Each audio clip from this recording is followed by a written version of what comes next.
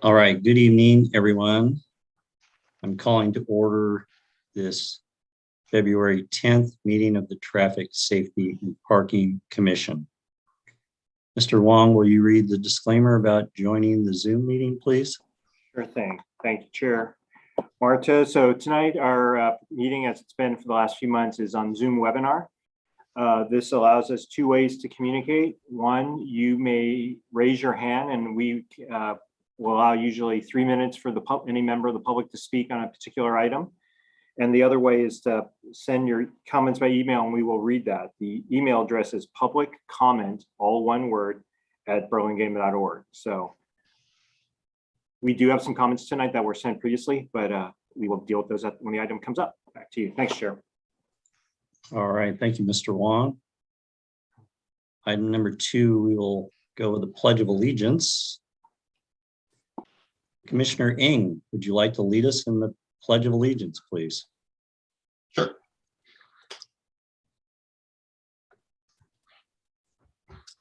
I pledge allegiance to the flag of the United States of America and to the republic for which it stands, one nation, under God, indivisible, with liberty and justice for all.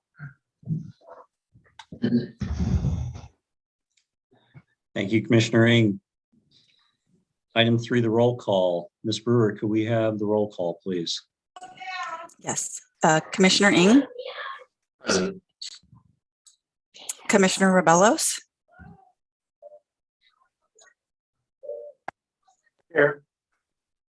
Commissioner Lee, Here. Vice Chair Israelit, Here. Chair Martos. Here. Thank you. Item 4, the approval of minutes. January 13th, 2022 minutes. Hopefully everyone has had a chance to review those minutes. Were there any amendments to the minutes, Ms. Brewer, that were submitted? I did not receive any feedback or comments from anyone on the minutes. Okay, so then the minutes stand as written. Do I have a motion to approve those minutes from January 13th, 2022 meeting? I move we approve them as written. Thank you, Commissioner Lee. Is there a second? I second. Thank you, Vice Chair Israelit. The motion to approve by Commissioner Lee, but seconded by Vice Chair Israelit. Ms. Brewer, can we have a roll call vote, please? Commissioner Ng, Aye. Commissioner Rebellos, Aye. Commissioner Lee, Aye. Vice Chair Israelit, Aye. Chair Martos. Aye. The vote carries 5-0. Motion approved. All righty. Public comment. Item 5. Members of the public may speak on any item that is not on the agenda. Members of the public wishing to suggest an item for a future commission agenda may do so during this public comment period. The Ralph M. Brown Act, the state local agency open meeting law, prohibits this commission from acting on any matter that is not on the agenda. Speakers will be limited to 3 minutes each, and we may adjust that if there are many people that wish to speak. Do we have anybody that wishes to speak during the public comment period? These are things that are not on the agenda.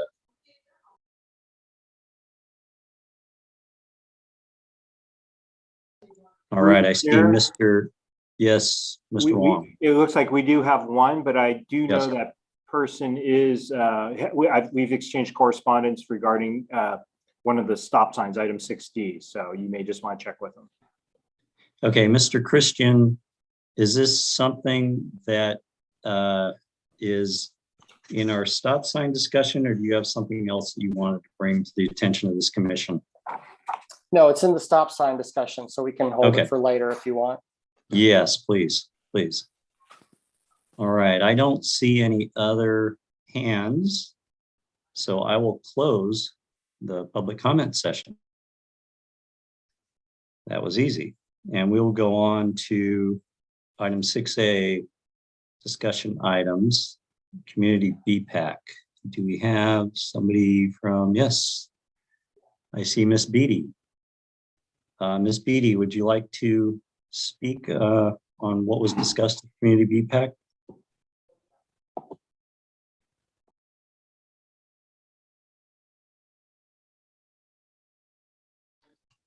Or anybody else from BPAC for that matter? I see Mr. Valesco.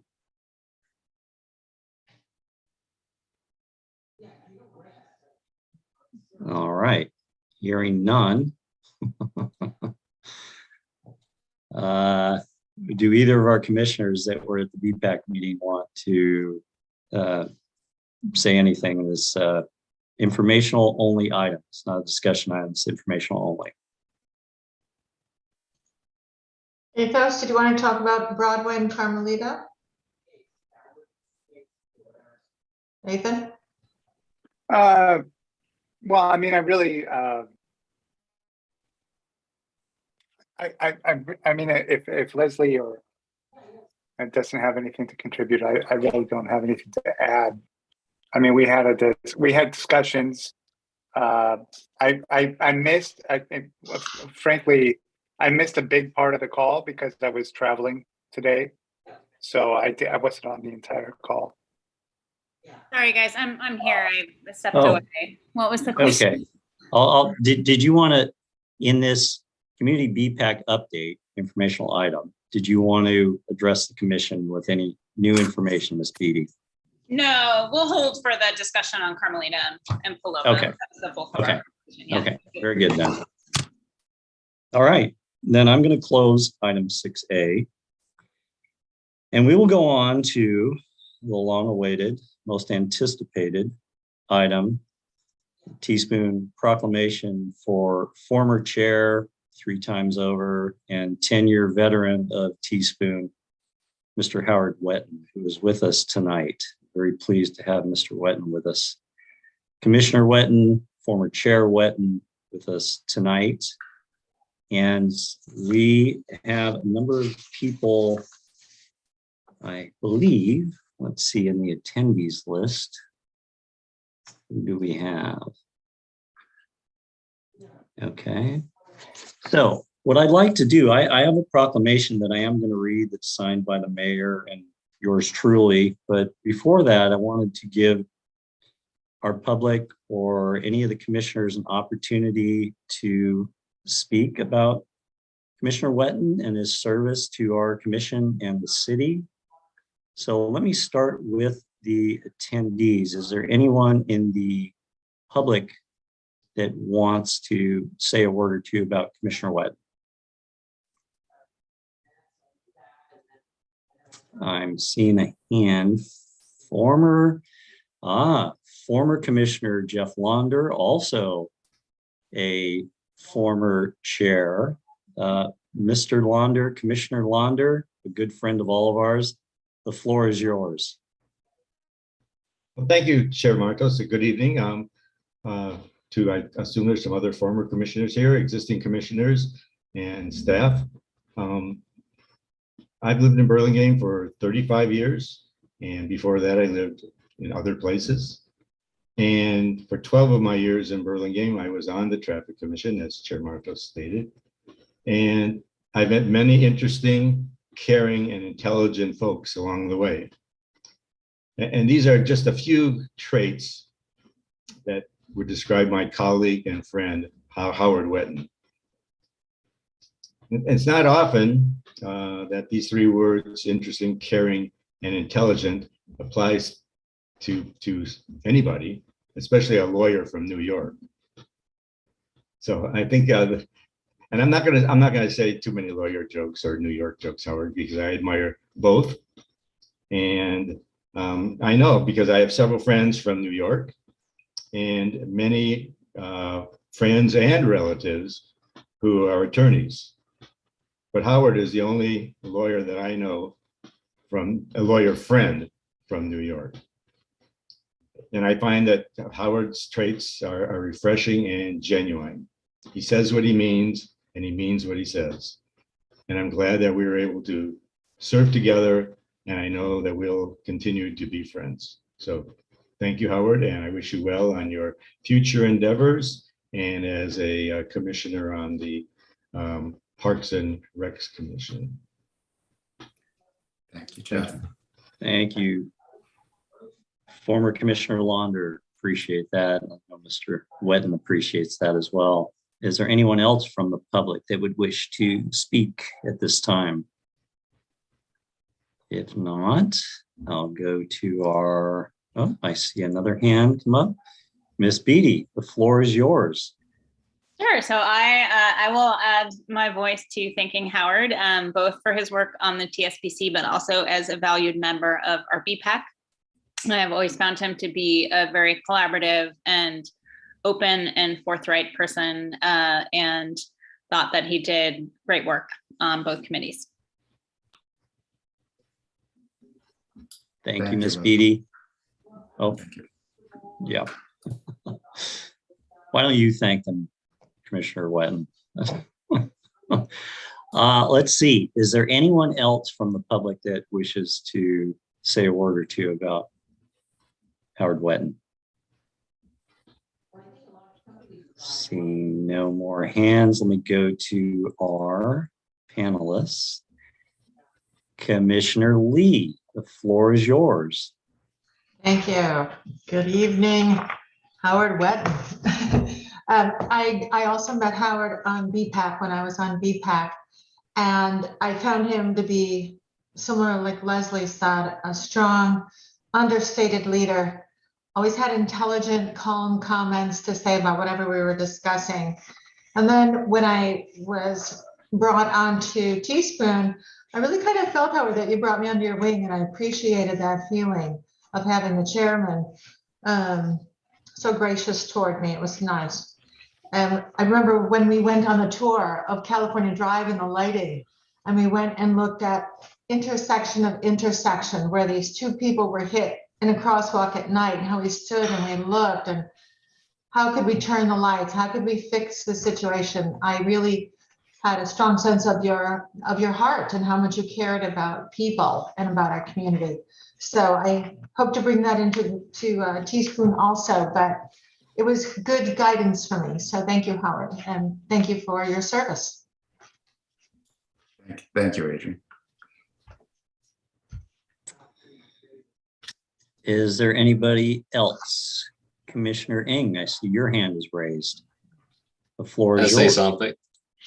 Said I have to say something here, but you know, I am thankful for having been influenced by Howard, first as part of the Bond Oversight Committee, where similarly to your comments, Commissioner Lee, he's kind of taking me under his wing, kind of showed me the ropes a little bit, and initially encouraged me to participate on the Traffic and Safety and Park Commission.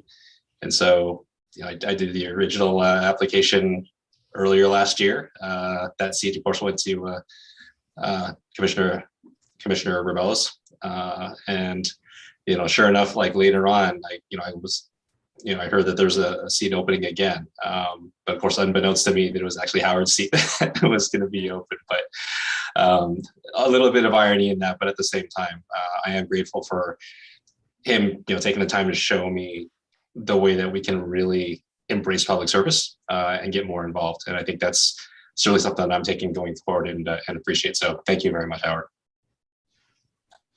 Thank you, Prentice. I'm really happy to see you there. Is there anyone else? I see two hands. Let's go to Vice Chair Israel. The floor is yours. Hi, Howard. It's good to see you again. I don't really have that much more that I can add to the eloquent words that have already been spoken, but I didn't want you to think that I wasn't appreciative of you also helping guide me and making me feel a little more calm when I first became vice chair and was terrified, and just being willing to talk with me in between meetings about things I didn't understand or things that I wanted a different viewpoint on. I really appreciated that you took the time to talk about things with me. And I did help craft your proclamation this evening. So I really enjoyed thinking about that and coming up with the words that we wanted to praise you with. Thank you, Len. And I read it and I enjoyed it too. Thank you. The cat's out of the bag. I was hoping you were going to be surprised by what was written there, but we'll read it so the public can hear about it all. Yep. Well, very good. All right.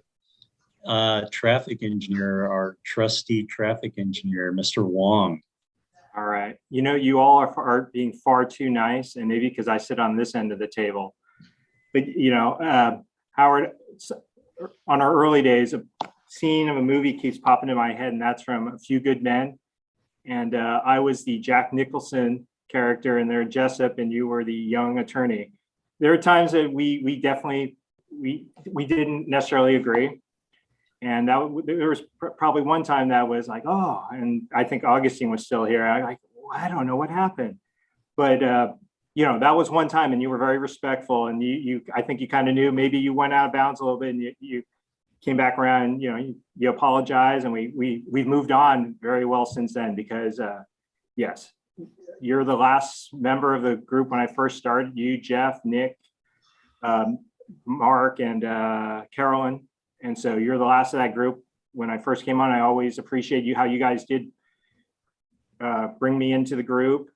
And but that said, you've done a lot of great work. You know, we've got Hoover.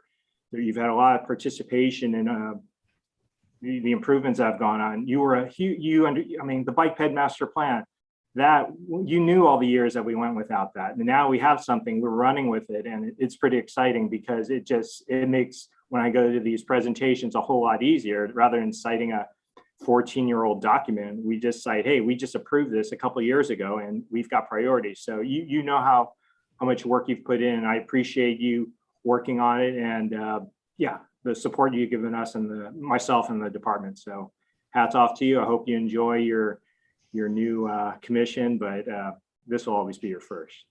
Yes. Thank you, Ann. Commissioner Rebellos. Yes, I probably have the least experience of working with former Chair Witten, but I did submit something to Stephanie for the proclamation, so I'll save my punchline for that. But I do want to express my appreciation of Howard's fairness and his civility. And it just really taking the time to hear everyone from all sides within the commission and from the public and from staff, and his respect toward everyone. That was very, very much appreciated by myself.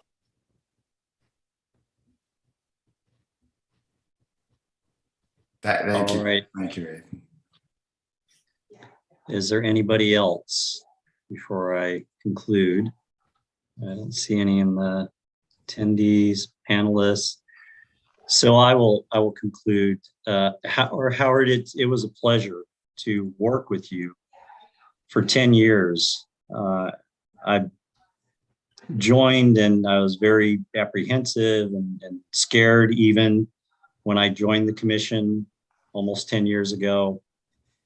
And you just exude an air of confidence, and gave me confidence that what we were doing, decisions need to be made, and we made our best decisions, and they were for the good of the public. And it was something that I admired of you. I always wanted to go after you spoke, because I know you always thought of everything, and I just needed to agree or disagree with something. And that was a huge benefit having Howard on the commission. He thought of every angle and possibility, so we as a commission could root out the best solutions to some of our traffic safety and parking issues. But we served together on the downtown parking committee.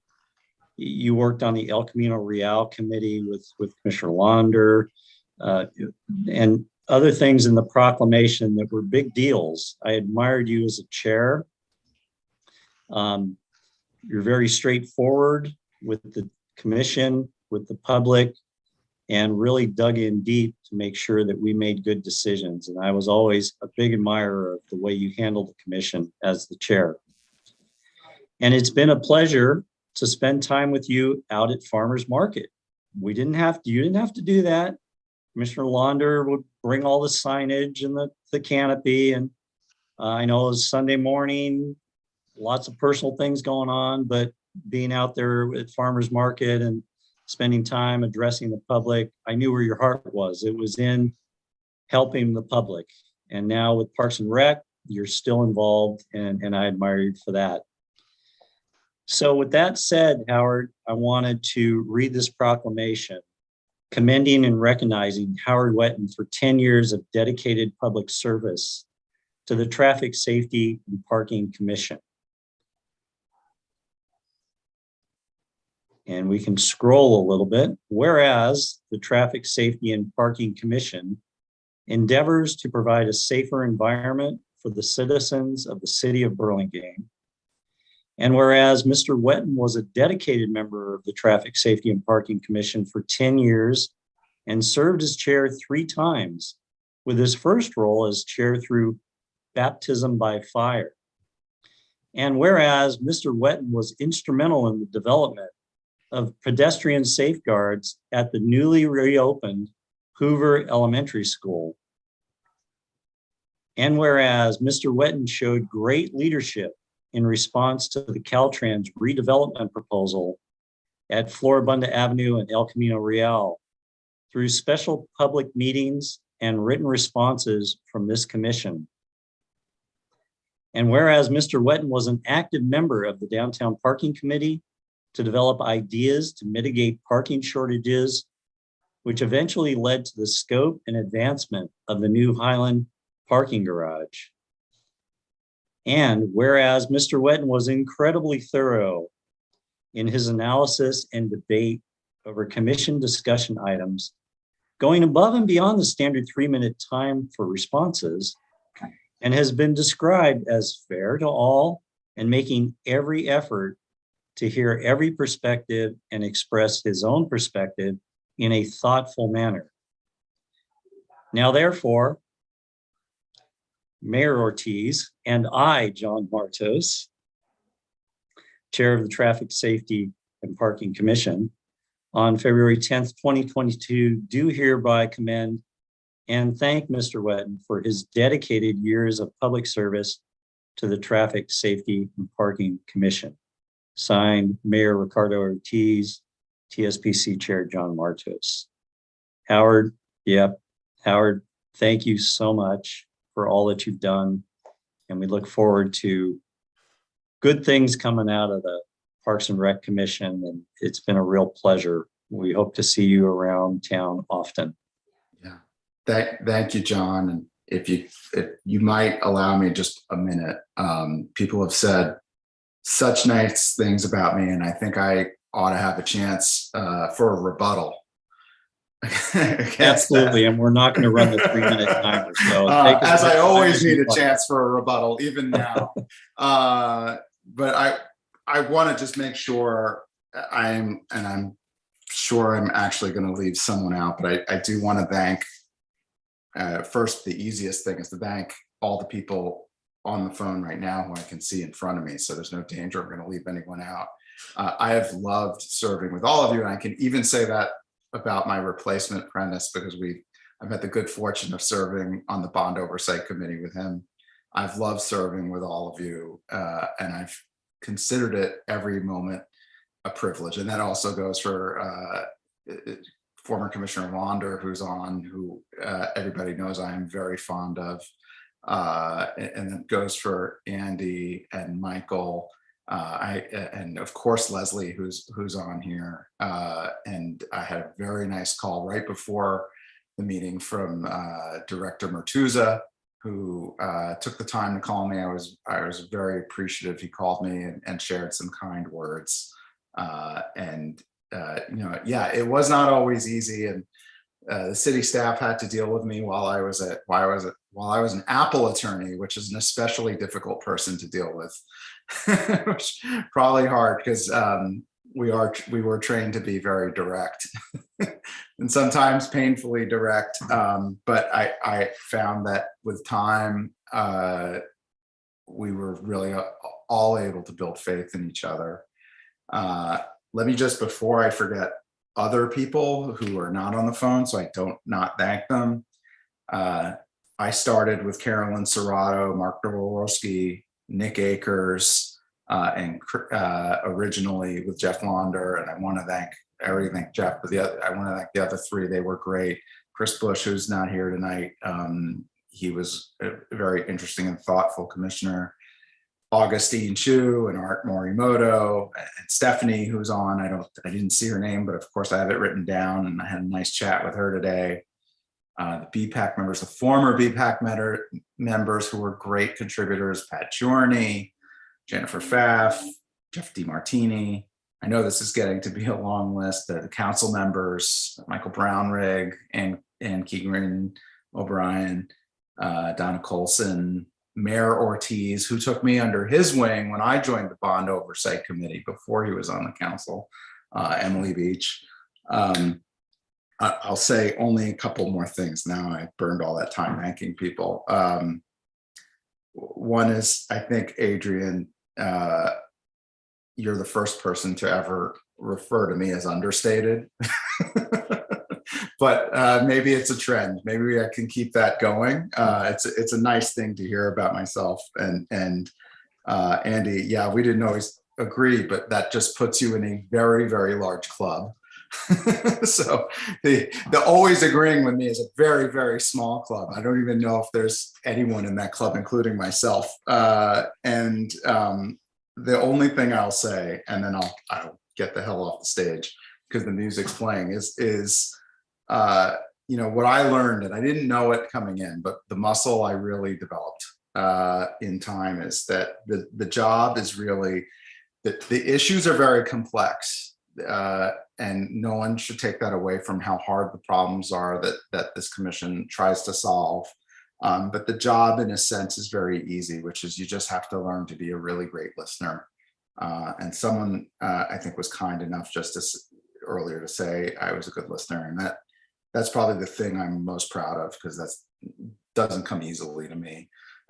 For people who know me, and your job is to be as good a listener as you can for as long time as you can, and ask good questions. And then after you've done all the listening you can, then you have to speak your mind and share your views with as much courage and clarity as you can. And this may not be Congress, but it doesn't mean you don't need courage and clarity in performing your duties. So I wish you all the best of luck with that, and I hope you continue doing it. And I hope you realize I still live in Burlingame, and I am still at your disposal, and still care very much about these issues. And we'll keep an eye out on the agenda for things that matter to me, and try to be of service above all. So thank you very much, Chair Martos. I really appreciated this. It was really nice. And I thank you all. And I look forward to continuing to see all of you. And hopefully we're at the tail end of this thing that's kept us apart for 2 years, and we can actually see each other again and celebrate all that we've done together. So thank you. Thank you, Howard. It's been a pleasure. And I'm sure I speak for everyone that's worked with you and knows you. We appreciate your friendship, and we look forward to seeing you again in the future. Likewise. All right. Well, wipe the tears from your eyes. Okay, we need to move on to business. All right, I'm going to close 6B. Thanks, Howard. You're welcome to stick around if you'd like, but probably have better things to do, like the Olympics are on. So, thank you. Mr. Wong, yes, I see your hand is up. Thanks, Sherwin. Just before you move to the next item, just want to let you know, Yes. we've got at least 7, maybe 9 folks that look like they're interested in that. So you can make your decision on what to do. Okay, so yeah, good point. Item 6C is bike boulevards, and item 6D is multi-way, one-way stop signs. And I think the public are here to hear about the stop signs. So commissioners, we have an opportunity, or we have an option here. We can change the order and bring up the stop signs first, which I think most of the public are here to talk with us about. And how many, Mr. Wong, you had how many emails that we need to hear about? Was it 13, I think? Are those And, all going to be? Go ahead. I know most of these folks here have submitted an email. There's a couple names I don't recognize, but Okay. most people have submitted an email. that are on So I haven't seen those emails, so I'm assuming that you're going to read all, or somebody's going to read all those emails to us in addition to Correct. people speaking. Okay. Okay, so commissioners, we can swap things, 6C and 6D, but I do need a motion, and then we need to approve that motion. So I see Commissioner Lee, your hand is up. Yes, I move we switch on our agenda this evening, 6D with switch 6C, so that we can respect to our public who's here tonight. Okay, thank you. And no disrespect to our consultants, but they're kind of outnumbered. Is there a second? I second. All right. Thank you, Commissioner Lee. Motion to switch item 6C with 6D with 6C, and seconded by Commissioner Israelit. Ms. Brewer, can we have a roll call vote, please? Yes. Commissioner Ng, Aye. Commissioner Rebelos, Aye. Commissioner Lee, Aye. Vice Chair Israelit, Aye. Chair Martos. Aye. Okay. Our consultants, I apologize. The Olympics are pretty good right now. If you want to take a break and watch the Olympics, or you can listen to us talk about multi-way stops. There's 6 items, 6 stop signs that we're going to discuss. And there's quite a few people that want to speak. So I see your hand up, Vice Chair Israelit. Did you want to say something else? I had a procedural question. I'm just curious if members of the public have submitted an email and are also present for in-person comment. Do we still read the email and accept the comment, or is it a one or the other kind of thing? I'm just would like to clarify that. Mr. Wong, can you address that?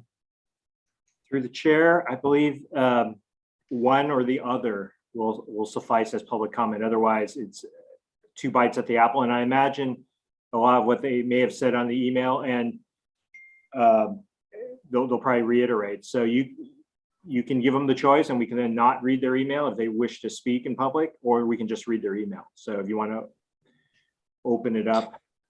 Okay, so what I think I'll do is I will go to the public to speak, and if they have an email, Mr. Wong, you'll let me know, or they can let me know, and you know, they can choose whether you read the email or they speak, paraphrase, however they want to reiterate their email to us. I think that's the way we'll proceed.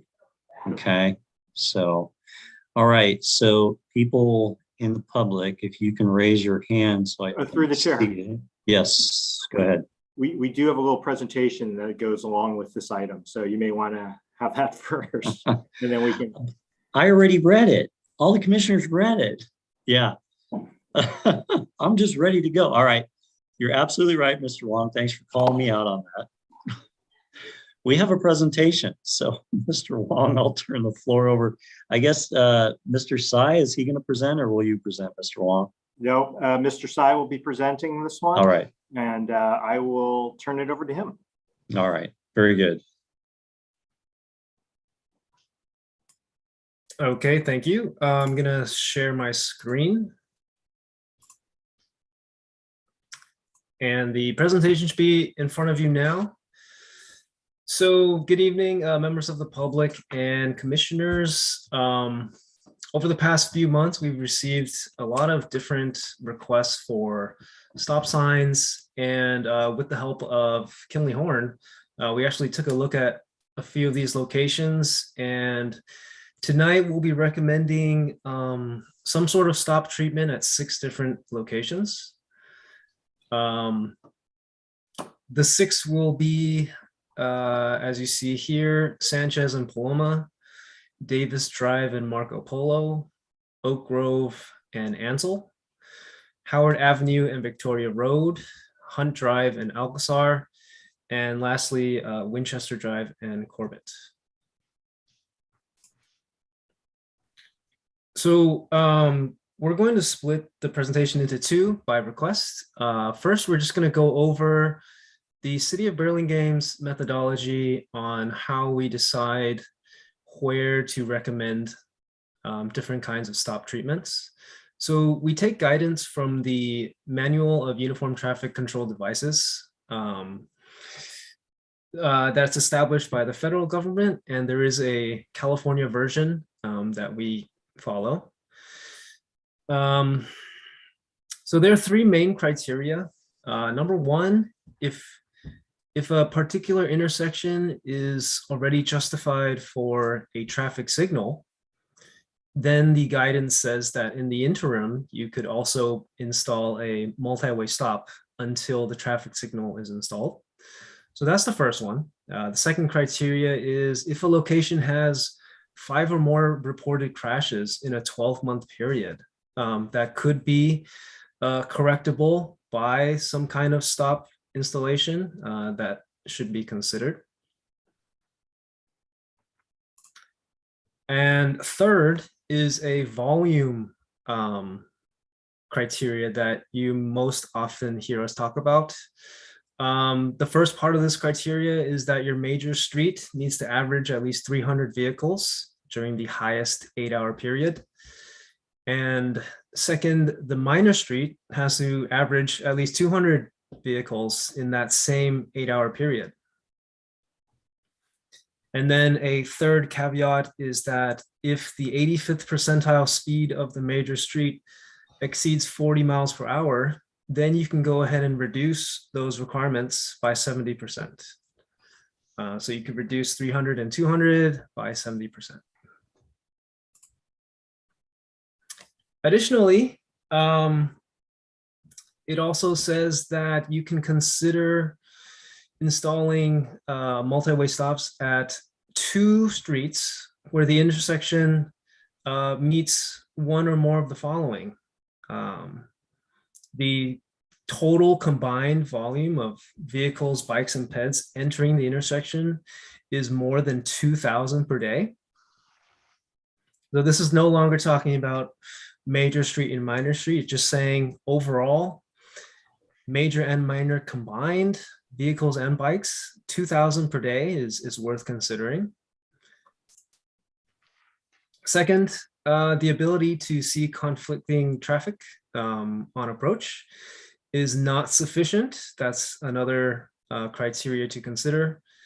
And then again, 5 or more crashes in a 3-year period, or 3 or more crashes in a 2-year period. So you can see there's a few more exceptions that they're allowing us to make here. And lastly, we should always consider the need to control left turn conflicts. We should always consider if the location connects to a high pedestrian generator, like a school or a park. And again, stressing the importance of visibility of oncoming traffic is another criteria. And lastly, just to keep in mind that sometimes you'll have 2 residential neighborhood collector streets that are of similar design and similar operating characteristics, where it might not meet other criteria, but it can sometimes make sense still if it makes the overall traffic operate better. So We can review that again later, but moving forward and jumping into our first location, it's Sanchez Avenue and Paloma Avenue. And this location we've actually discussed before a little over a year ago, and it's actually been installed under a trial basis.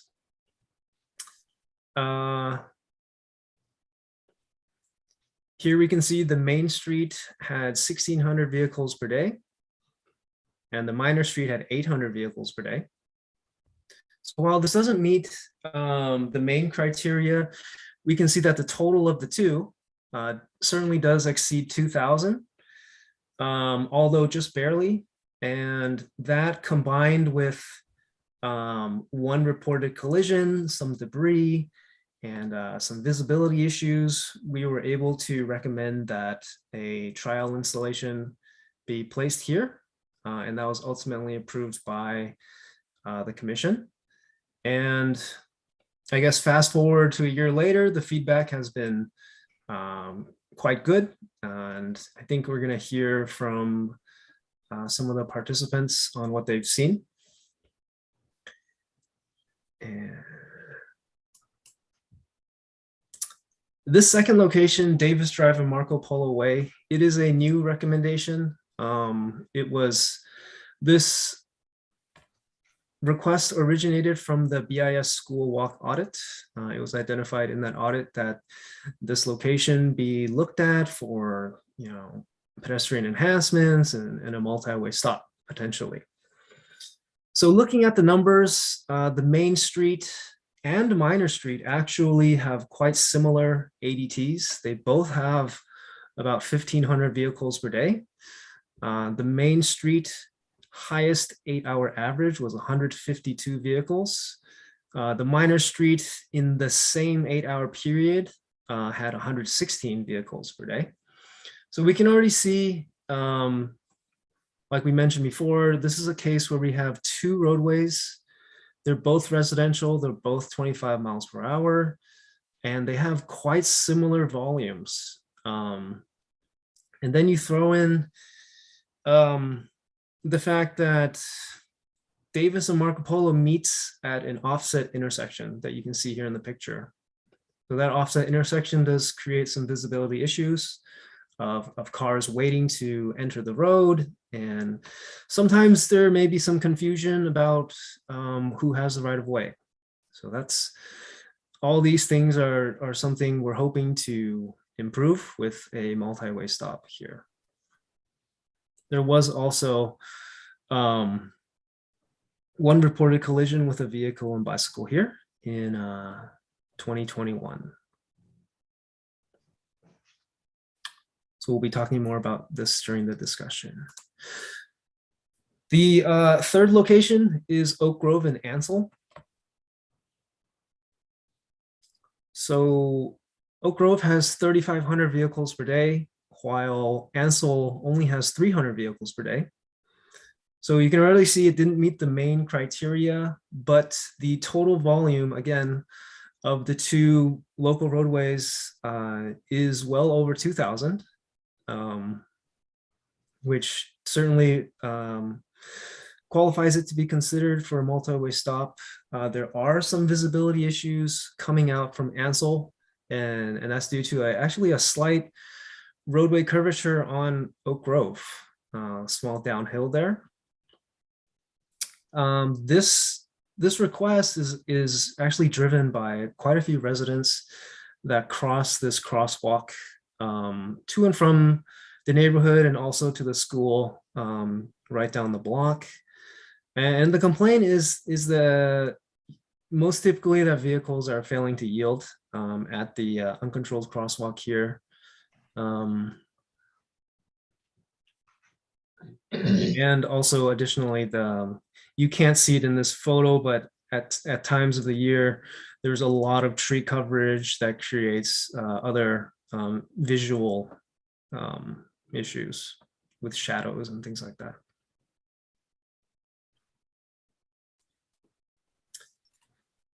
Moving on to the next location, we have Howard Avenue and Victoria Road.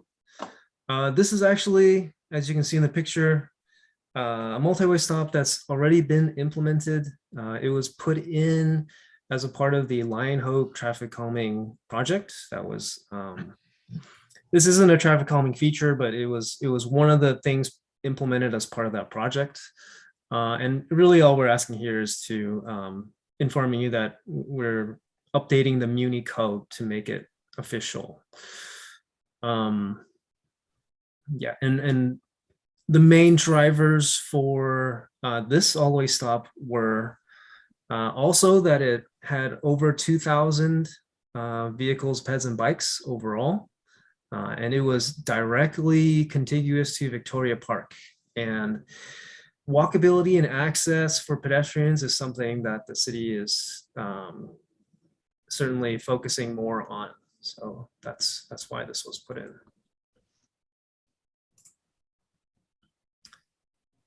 So this second to last location, we have Hunt Drive in Alcazar.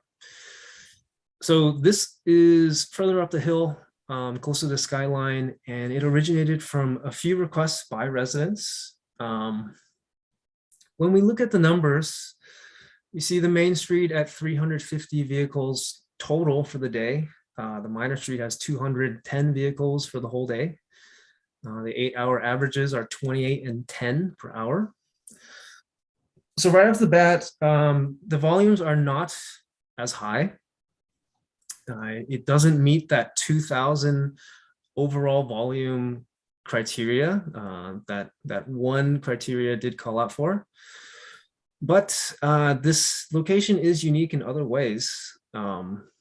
It is right on the corner of Cuernavaca Park, which is pretty popular. And again, the city is interested in improving walkability and access to parks and schools. But the main issue here is the visibility caused by the curvature. So this is at the top of a hill. And the next slide gives you a look at what it looks like when you're turning onto Hunt Drive. You can only see about 100 feet or so before the roadway really disappears, and you can't really see cars coming up the roadway. And likewise, if you were coming up the hill, because of the hill and this curvature, you're unable to see cars waiting and attempting to turn out onto Hunt Drive. So for that reason, that main reason, along with the improving access to the park for pedestrians is why we're recommending a multi-way stop here.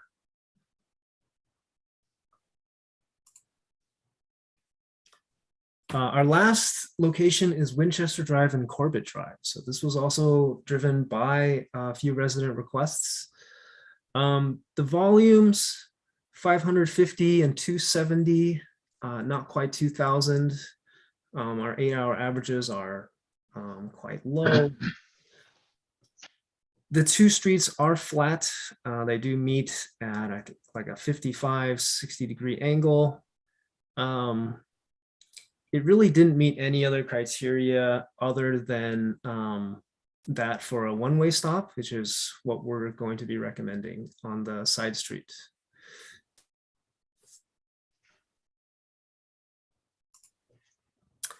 With that, we can open it up to questions and comments and public comment. Thank you, Mr. Sy. Let's see.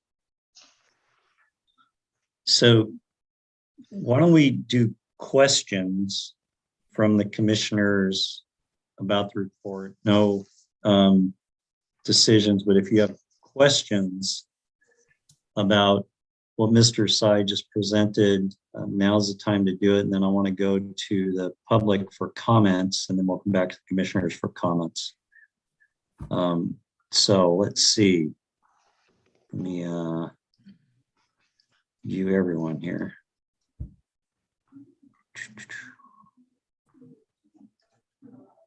I see Commissioner.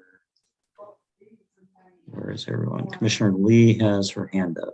Go ahead, Commissioner Lee. Thank you, Chair. My only question is where there are none, will crosswalks be installed where the stop signs are being installed so that there'll be crosswalks on all intersections that are now being controlled? And will they be high visibility crosswalks where there aren't any is what I mean. Thank you.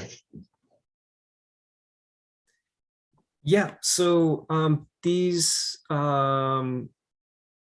locations haven't been designed yet, but in general, we do aim to install crosswalks on all 4 legs of all-way stop locations and have them be enhanced with piano or ladder.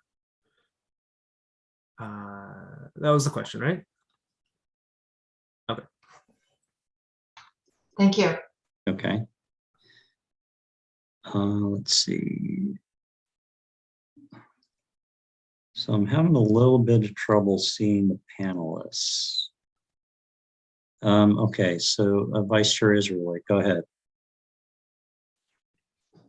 Thanks for the really good, clear presentation. And I think I just got a little bit confused. Could you, so at Winchester and Corbett, you're recommending a one-way stop. And could you just comment on how that differs from the Hunt Drive in Alcazar, which is the one right by Cornaverica Park, right? Is there a reason that that is not going to be also a one-way stop since it's a very similar intersection? I just wanted to understand. Yeah, so in principle, the multi-way stop is to assign the right of way between 2 roadways, right? And typically 2 roadways of similar volumes. The difference between Winchester Drive and Corbett and Hunt at Alcazar is this vertical slope that we have here, and the visibility issues that this creates, because you can only see barely over 100 feet in this particular direction, whereas for Winchester Drive and Corbett, it's relatively level and flat. Once you stopped and proceeded forward, you could see much further, and that would be the difference for visibility. And because of that, we don't see the need to necessarily stop Winchester for that. Okay, thank you so much.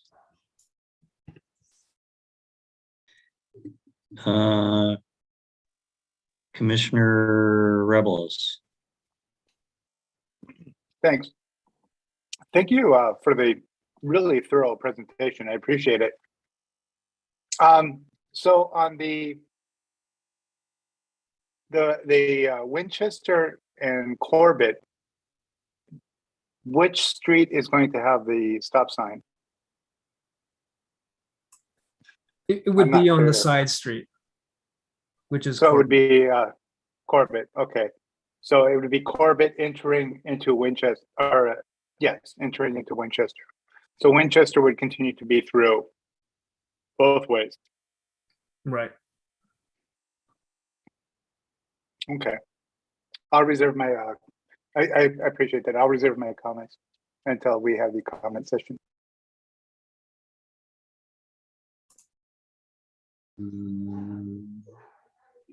Okay, I don't see any more hands raised by the commissioners. So, oh, Commissioner Ng. Sorry. No, go ahead. Thanks again. So the question regarding the intersection at Marco Polo and Davis. So just understanding if it's a 4-way stop, where exactly, how are you going to do that if it's offset? Yeah, that's a really great question. It's something we've started to look at. Again, we haven't designed these yet, but with the offset, there's different ways you could do it. If I could just annotate over this. Right now, we're leaning towards something like in this particular shape.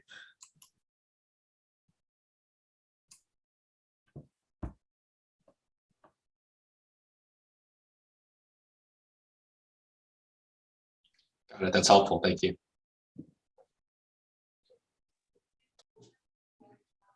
Okay, any other questions by the commissioners?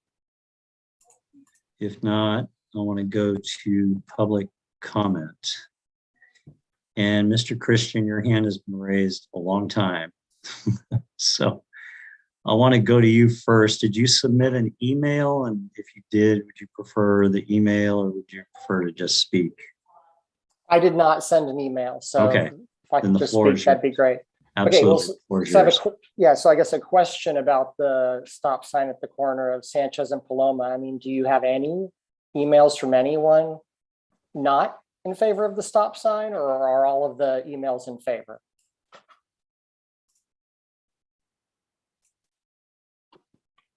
Mr. Sai or Mr. Wong? Through the chair. Yeah. We'll go through those, but some of them are just, they're concerned with queuing onto driveways. If you look at that one in Marco Polo.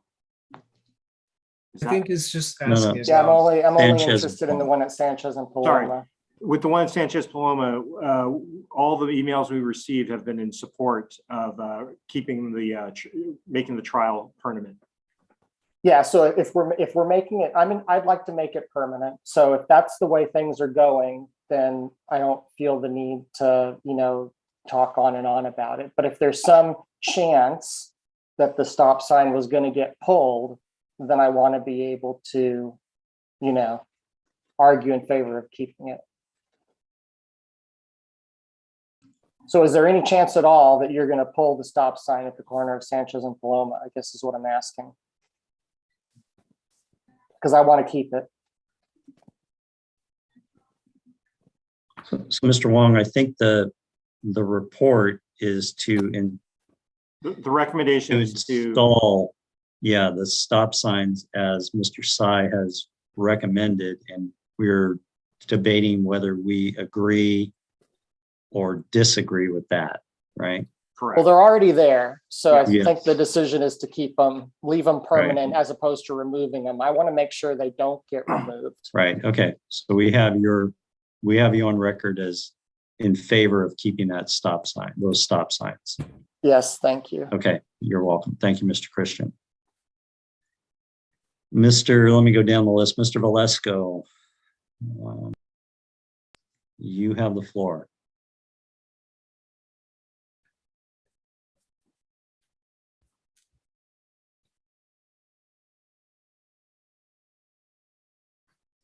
And if you'll come off mute, I still see you're muted. There you go. Hello, can you hear me? Yes, we can. Hello, can you hear me? Yes, we can. Can you hear us?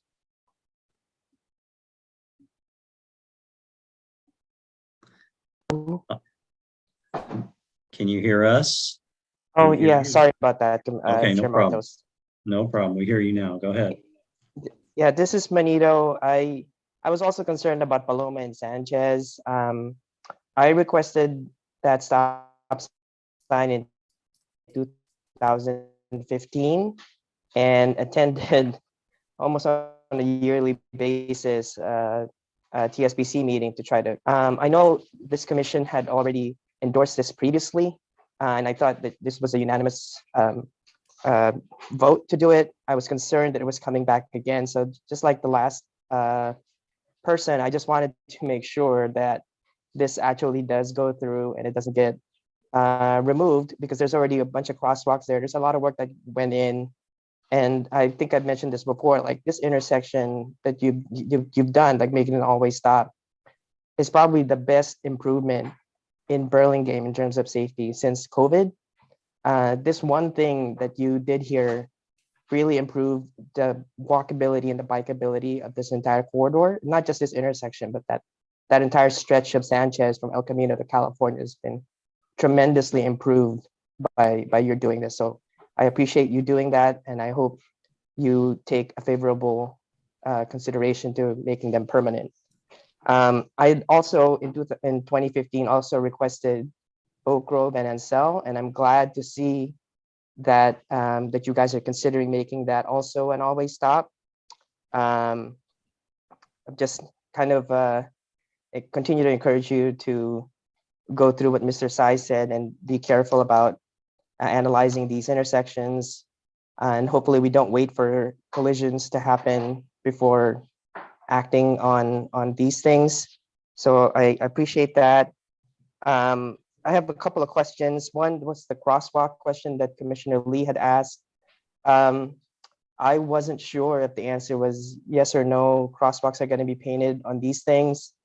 Because while the stop sign presentation was good and comprehensive, I'm still a little bit confused about the city's crosswalk policy. Sometimes it paints crosswalks, sometimes it doesn't. There's one particular crosswalk in front of BIS that I've been asking about for years. That's by Clarice and Sequoia. And I was told that the crosswalk needed to have 20 people an hour to be crossing there in order for the crosswalk to be painted. And there's definitely there. So I'm hoping like Marco Polo and Davis will also have school crosswalks painted. So I would like some clarity on how crosswalks are painted, what numbers you guys are looking for so that it's clear like when you do it and when you don't. And then the last thing I was going to ask is, it looks like all these requests are being generated by public citizens, like a neighborhood petition or a resident. Is there ever a point where the city itself proactively recommends a stop sign rather than it being done through a request from the public? Thank you. So, Mr. Sai, I don't want to get into a deep discussion on crosswalks, but can you just let the public know will or will not crosswalks be painted at these 6 intersections if they're approved for stop signs? Yeah, I think I'll just offer a point of clarification when it comes to marking a crosswalk. There are controlled intersections like one we're looking at here, Sanchez and Paloma. Each approach is controlled by a stop sign, and painting of the crosswalk is it does not hinge on a crosswalk study per se. Now, if the location did not have any controls, like if vehicles were not required to stop in compliance with the stop sign or yield sign, then that location would need to adhere to some level of an engineering study. So I hope that answers your question about how come some areas, I guess, require more analysis than others for crosswalks. For always stops, like the one seen here, the city's goal is to paint crosswalks on all 4 legs whenever possible. Sometimes it might be a little difficult depending on the availability of ramps and sidewalks. They're not all like this as we see here, but our goal is, yes, our goal is to do that. So, Mr. Sai, just to clarify, these 6 intersections will or will not have crosswalks associated with them if they're approved for stop signs? Eventually, yes. Okay. Some of them might require a little additional civil work and things like that to redo the curb ramps and things like that. Okay, so that's a subsequent engineering task after we get through the stop signs tonight.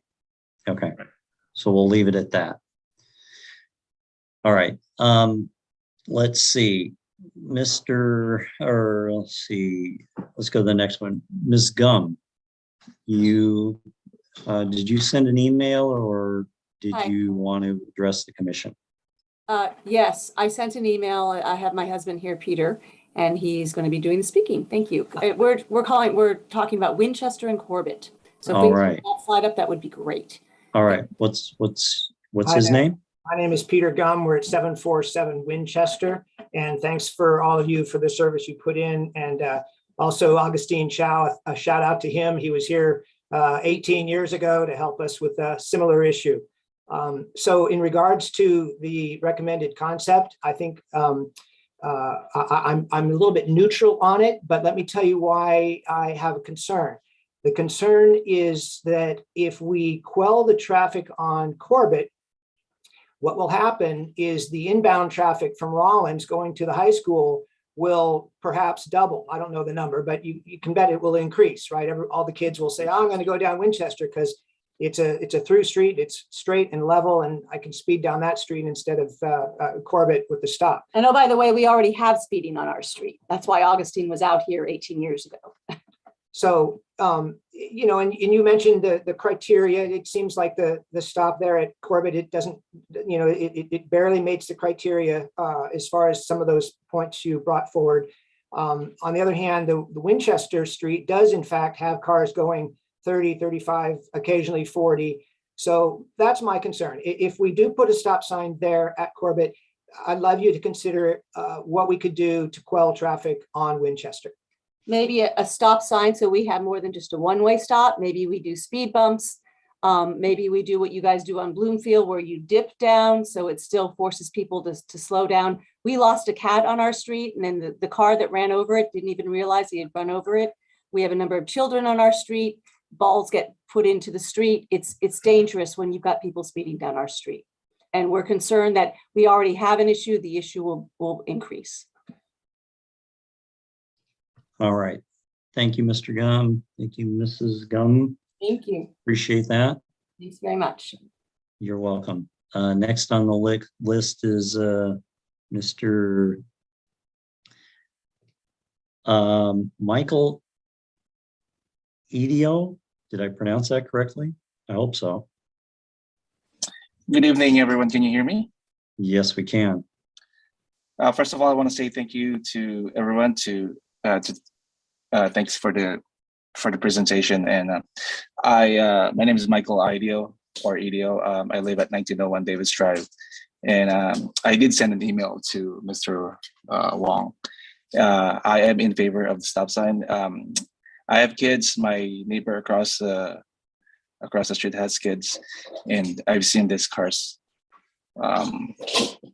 drive really fast on Davis Drive, and that would really help us with slowing them down. My concern is the exact, if this gets approved, the exact location of the stop sign, where it's going to be, because I'm concerned about if it's going to be in front of my garage. Concern is egress, and same with 1900 as well, if it's on the corner, because I saw the signs on the corner.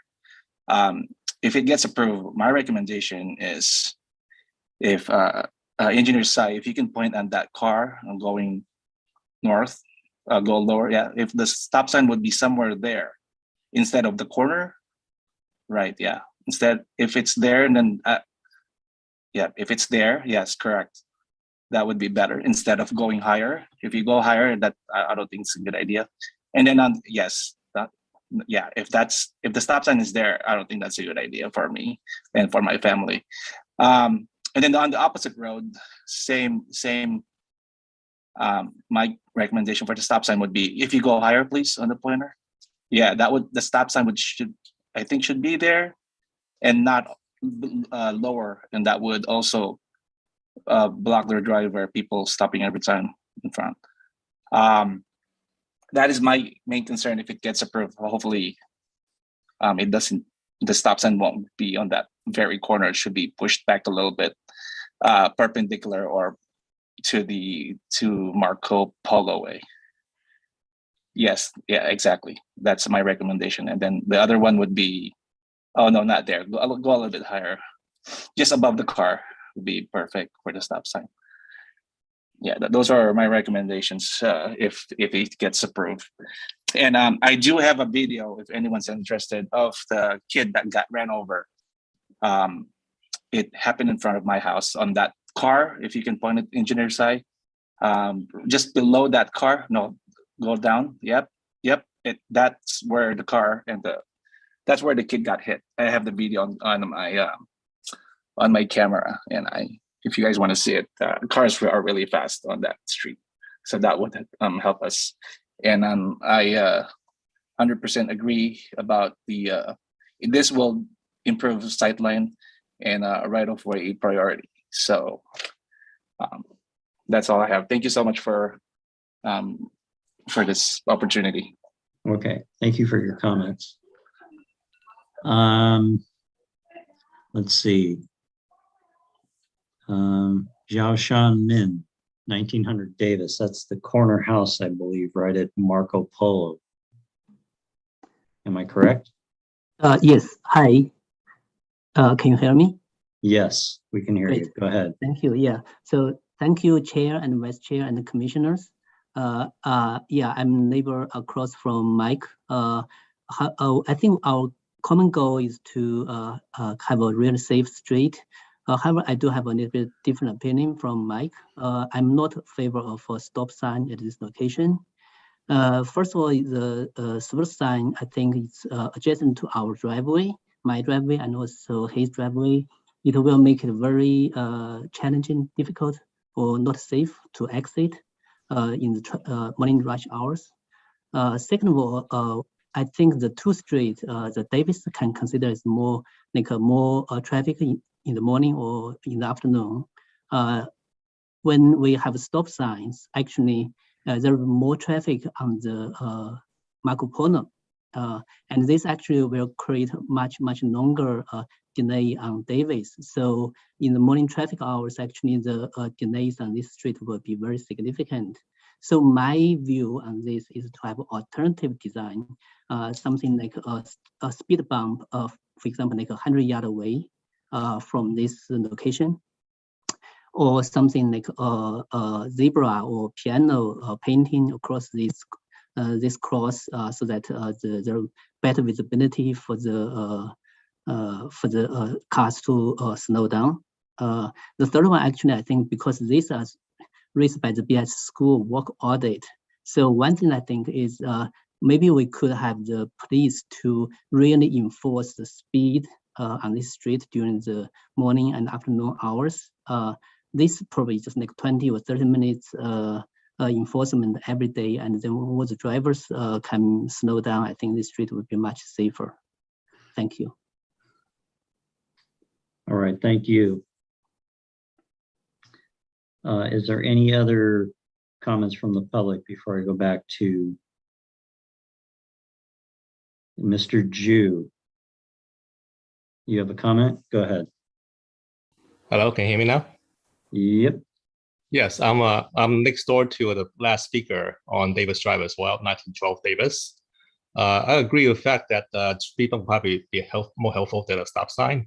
There are traffic coming down quite fast, and if I think well-marked speed bump will help probably alert the drivers to slow down more than still coming to a screeching halt at a stop sign. And I also agree with the fact that most of the traffic happens during the morning hours and the after school hours, and having some kind of traffic cop or cop traffic person there during those times would be quite helpful, I think. Okay. Right. Okay, thank you, Mr. Ju.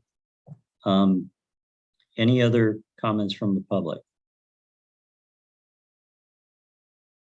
If not, I'm going to close public comment and go to our commissioners for your comments. Wait, I see. Before I do that, Mr. Idio, your hand's still up. Did you want to say something else? Yes. Okay. Based on what I've seen here in this area, speed bumps, they don't slow down cars. If not after the bump, they speed up after. So I'm not in favor of the speed bumps. I'm in favor for more safety and have that stop sign. I'm not sure if my neighbor Xiaoshan heard my recommendation. It's not going to block. My recommendation of the stop sign won't be blocking their driveway. It's going to be before their driveway. So egress won't be an issue for him. And they won't have, actually, it will actually help him when he drives to his driveway, because the cars are not going to stop in front of his driveway. So I just want to make that clear for my recommendation. Thank you. Okay, you're welcome. Thank you. Chair right. Martos? Yes, Vice Do we Chair. need to read any emails first from people who didn't speak in person? Thank you. Yes, Mr. Wong, do we have? Sorry to make you sort through that. Do we have any emails from people that did not speak tonight? We do, and All I'll right. Ms. Brewer read those. All right. Okay, Go can ahead, everyone, Ms. can you hear me okay? Okay, so I have them grouped into intersections. So I'll start with Sanchez and Paloma first. So the first email is from Mark Meyerson. Dear Mr. Wong, I've lived in the 900 block of Paloma Avenue for 8.5 years and frequently drive through the Paloma Sanchez intersection. Visibility around parked cars is quite poor. Before the installation of a four-way stop, it was extremely dangerous. Thank you for the installation, and I most strongly support a recommendation to retain the four-way stop. Next message is from an Anne Scanlon Roher. I apologize if I'm mispronouncing any names. Dear Mr. Wong, I reside on the 800 block of Acacia, about 2.5 blocks from the intersection of Sanchez and Paloma. I strongly recommend making the stop sign at this intersection permanent. It has made traveling in this area so much easier and safer, both as a pedestrian and motorist. McKinley Elementary School is 3 short blocks from this intersection, and many children and their parents cross at the intersection every school day on their way to McKinley. It is especially important for their sakes that the stop sign remain permanent. Thank you so much. The next comment is from Scott Roher. Dear Mr. Wong, I reside on the 800 block of Acacia. You know, it sounds like this is exactly the same as his partner. So I think we can skip this one. Next email is from Nancy Kearns. I just want to strongly voice my support for this four-way stop. I live a couple houses down Paloma from it, and unfortunately have had a fender bender here before the sign went up, and have noticed a marked difference in the speed cars travel and the increased safety for pedestrians. Now we need one at Paloma and Carmelita, as that corner is even worse. Please make this sign permanent. Next message is from a Julia Jones. Julia says, I saw the notice about the upcoming meeting to discuss making the stop sign permanent. I would very much like to voice my support of the sign. Next message is from the Reedy family. Dear Andrew, these stop signs at Sanchez have made a huge positive difference in my life. Please keep them, as they are essential for walking to school. Cars race down Sanchez, and now we have a chance of crossing safely, particularly with kids. Thank you. Next one comes from Kathy Kleinbaum. And I actually have 2 emails from her, so I will just read one. I support making the current four-way stop at Sanchez Avenue and Paloma Avenue permanent. I live near the intersection, and the trial stop sign that has been in place since 2020 has been very successful in increasing the safety at this intersection, both for pedestrians and cars. The stop sign is particularly important given the many children and families that cross the street here on their way to Paloma Park and or McKinley Elementary. Thanks very much for your consideration. All right, moving on to the intersection of Davis Drive and Marco Polo. I have an email from Catherine Smith. It says, Andrew, I am Catherine Smith and I live on the corner of Marco Polo and Davis Drive. I have discussed the flow of traffic with a few neighbors, and we wish to express our concerns and solutions. First, negative impact to the traffic flow is a four-way stop sign, eliminating residential parking spaces, and modify signage that would create a driveway blockage or ease of egress. Creating solutions by adding a crossing guard, BIS establish a traffic best practices, BIS educate parents for traffic patterns to enhance flow, add zebra stripes on Marco Polo where existing stop signs appear for pedestrians, extend red sidewalk markings on Marco Polo north, BIS parents park cars for after school pickup, which narrows the street and is adverse to traffic flow. A note that there was a discussion with homeowners at 1811 Davis Drive, 1900 Davis Drive, 1908 Davis Drive, and 1912 Davis Drive.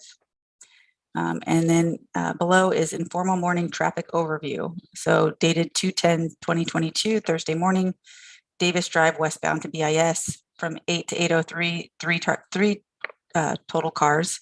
From 803 to 809, 15 cars. 809 to 815, 25 cars. 815 to 826, 87. 826 to 830, 16.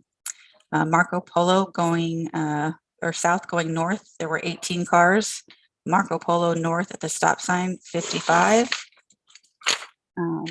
I observed a flow of traffic with driver courtesy, 55% turn right on Marco Polo from Davis Drive, 44% proceeded straight up Davis Drive to BIS. Less than 15 school children walking to school and 6 bike riders. Observed a pause with the flow of traffic when pedestrians crossed Marco Polo on the north side of Davis Drive. No pedestrians crossed Davis Drive.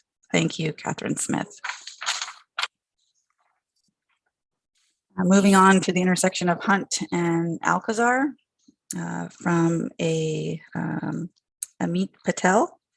Hello, my name is Amit and I own the property at 1675 Hunt Drive. I read and also was contacted by John about the proposed 3-way stop sign on Hunt Drive by the park. My opinion is that a stop sign there is really not necessary. My office window looks out where you want to put the stop signs, and so I watch the traffic all day. There are very few cars passing, and I have never witnessed anyone speeding, having an accident, or having to make a sudden stop. Happy to provide more feedback on this. And the last email is for the intersection of Corbett and Winchester. Now, this is from a Philip DeRosa. Hi, Andrew. Thank you for returning my phone call regarding the proposed Corbett Drive stop sign. Per our conversation, after polling a couple of nearby residents, we all felt that a stop sign at the location would be a good idea and a street safety improvement. And that is it.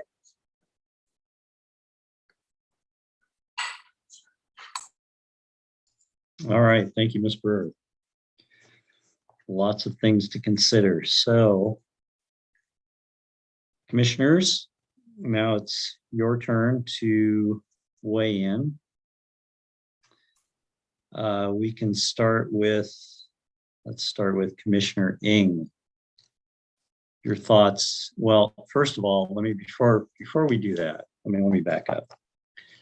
So we have 6 locations, and Mr. Wong or Mr. Tsai, can you tell the commission how we decided on these 6 locations of any other 6 locations of any of the other locations around the city where could have warranted stop signs? How did we narrow it down to these 6? Can you give us some insight into that? Sure, through the chair.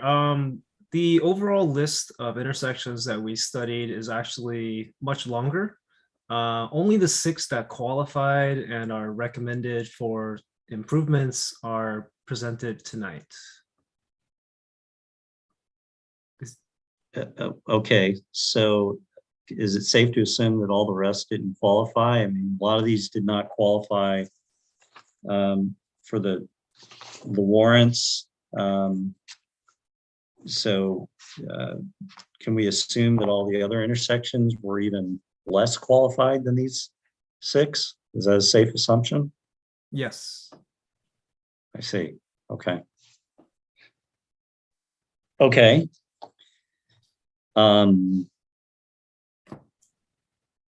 Any comments, commissioners, on that? I see a hand. Commissioner Lee, go ahead. Hi, yes. I was thinking it might be easiest in discussion to do each intersection one at a time, as opposed to comments over all 6 all at once from each of us.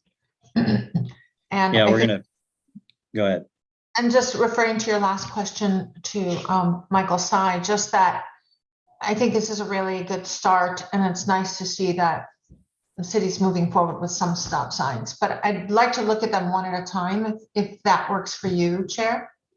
Okay, so the next, so thank you. So the next thing we need to do is determine whether any of these intersections are within 500 feet of where any of the commissioners live.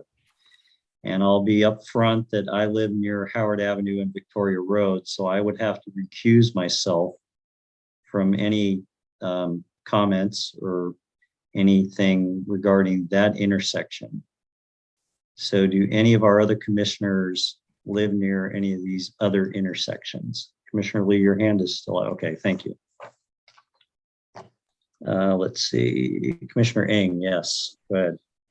Yeah, it 500 feet, it might be on the cusp of that, but I live fairly close to the intersection at at Davis and Marco Polo Way. Okay, Mr. Wong, is there a way you can check that, like you checked my location to Victoria and Howard? Through the chair, we'll check it. I'll get I'll try to get Commissioner Ng's address right now. Hopefully Ms. Brewer has it handy, and then we'll do a quick check. All right. Through the chair. Yes. I have a very helpful app, and I'm able to, I just checked for Commissioner for where Ethan Rebelis lives, and he is 444 yards away from the Cornaburka Park stop sign. So we're good on that. 444 yards. Okay. Yes. And if you want me Good. to check Mr. Wong for Commissioner Ng, I can do that quickly as well. It's up to you. If you have some other app you want to use, that's fine. I don't. I was just going to check it, but I don't have his address with me right now. So if you have it, please. I don't have your address, and I don't want to announce it publicly, Commissioner Ng. I can send it quickly right now. Sure. Would Just you one like to second. text it to me? Yeah. Sure. Hang on a second. All right. Sorry All to right. interrupt, but I thought this might be faster. No, I appreciate that. All right. So we're checking on Commissioner Ng for Davis and Marco Polo. Okay. Okay. All right. So we have 6. And we can break it up into, if there are several of these that we have no issues with, that we agree should be approved, we can take those out of the list and just comment on the ones where we have questions and concerns. I guess I could go down the list and we can determine, are there any issues with those? And then we can come back to the ones we have issues with. There may be one or more of these that we all agree should be approved. So why don't we do that, try and narrow it down. And so let's start with Sanchez and Paloma. So if anyone has an issue with what's proposed at Sanchez and Paloma, please raise your hand icon.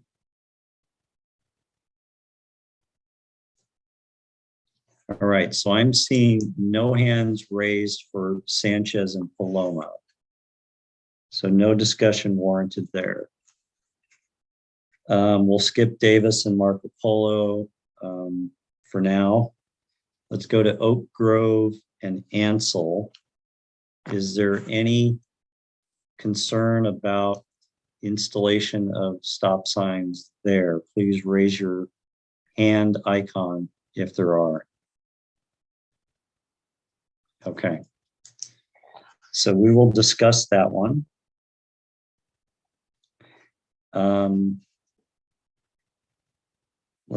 Well, I know that I have to recuse myself from Howard and Victoria, but are there any, so of the remaining 4 commissioners, any concern about the 4-way stop on Howard and Victoria? Raise your hand now if there's any concern.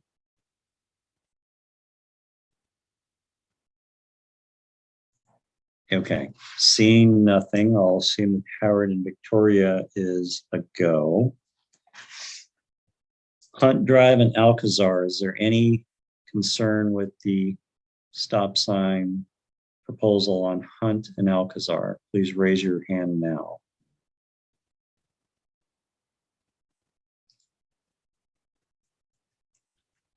Okay, so I have a concern about that. So we will discuss that one. Winchester and Corbett, any concern about the stop sign proposed at Winchester and Corbett? Raise your hand now.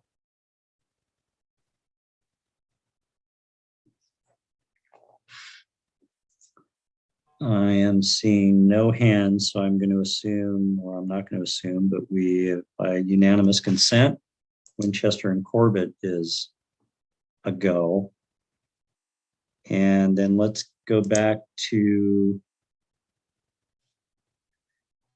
Davis. Okay, so did we find out if Commissioner Ng is within 500 feet?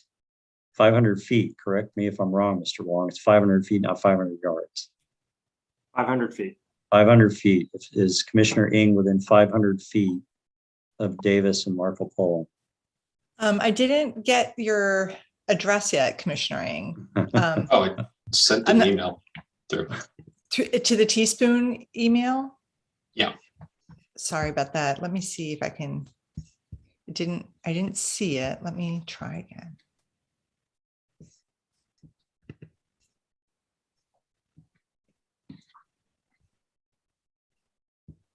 Oh, sorry, you're saying to the general teaspoon email account? No, hang on. I wasn't sure if that would be a bad idea to send just broadly. I did send it to Mr. Wong though. Oh, Mr. Wong, do you want to text it to me? That'd be even faster.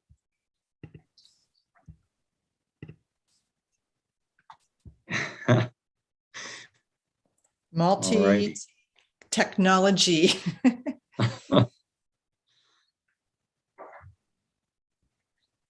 I think you have my cell phone, right, Mr. Wong? Yeah, you're vice chair. We talk all the time. We've talked. We do. I don't have it on me with me right now, but I do have Commissioner Ng, so I will be able to let you know. Okay. All right. All right. Well, while we're doing that, so I'm going to split it up then. I want to, we will need a motion for three, wow, darn. We're going to do this a little different, and I apologize. Let's see. I have to recuse myself from Howard and Victoria. So let's get that out of the way. And then we'll have the others remaining where I can be part of the vote as well. So Vice Chair Israelite, will you take motion from the commissioners and run a vote on Howard Avenue and Victoria Road? There was no opposition, but we need a formal motion and a vote. Sure. I see, before we do that, I see Commissioner Rebellis' hand is up. So go ahead, Commissioner Rebellis. Yeah, Chair, I would like the opportunity to comment on some of the intersections, just for the record.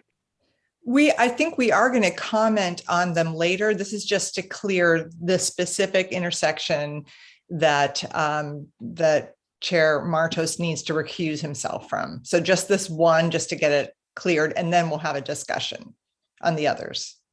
I'm assuming, I don't think you wanted to, you didn't raise your hand. I didn't think you wanted to discuss the Howard Avenue and Victoria Road intersection, correct? Well, I would like the opportunity to comment before I vote. Oh, on the Howard and Victoria intersection? All of them, yes. Okay, but we will, but we are going to split this so that we're not going to vote on all 6 of them at the same time. And we're going to discuss each intersection separately. So the first one is Howard Avenue and Victoria Road intersection. And no one had raised their hands with any concerns on this particular intersection. And so what I was looking for was for this one intersection, do I have a motion that we move forward with installing or making the, current stop signs permanent. Right. And so, I don't necessarily have a comment about every intersection, but I would like to have comments on the record, even if for example, I may vote in favor of an intersection, but I may have comments regarding that intersection that I would like to be on record. Do you have any comments about the Howard Avenue and Victoria Road intersection? I do not.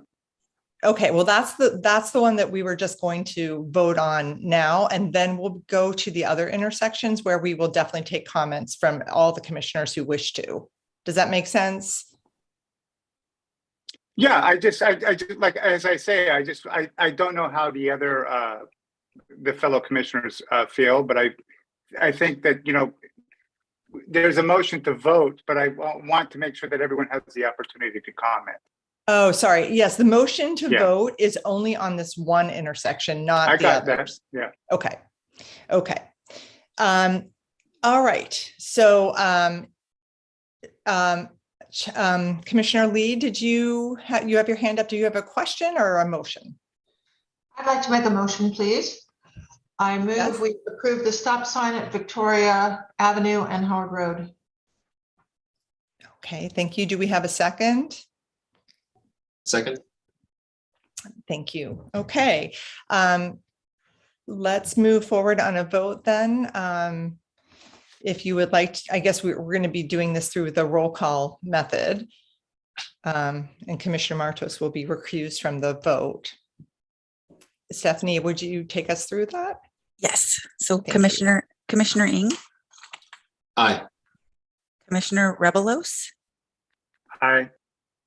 Commissioner Lee. Aye. Vice Chair Israelit. Aye.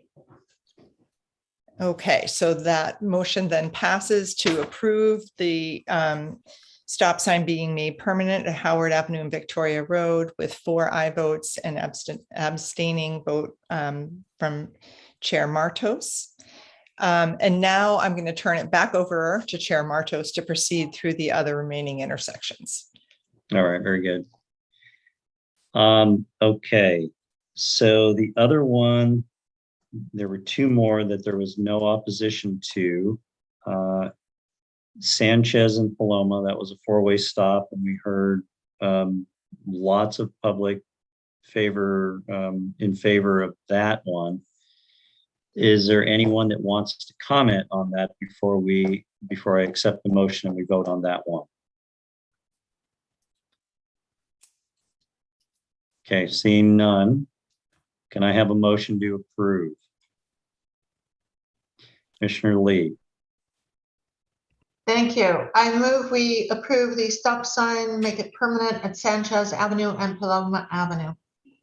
Is there a second? I second that. Okay, motion to approve by Commissioner Lee, seconded by Commissioner Israelit. Ms. Brewer, can we have a roll call vote, please? Yes. Commissioner Ng. Aye. Commissioner Rebelos. Aye. Commissioner Lee. Aye. Vice Chair Israelit. Aye. Chair Martos.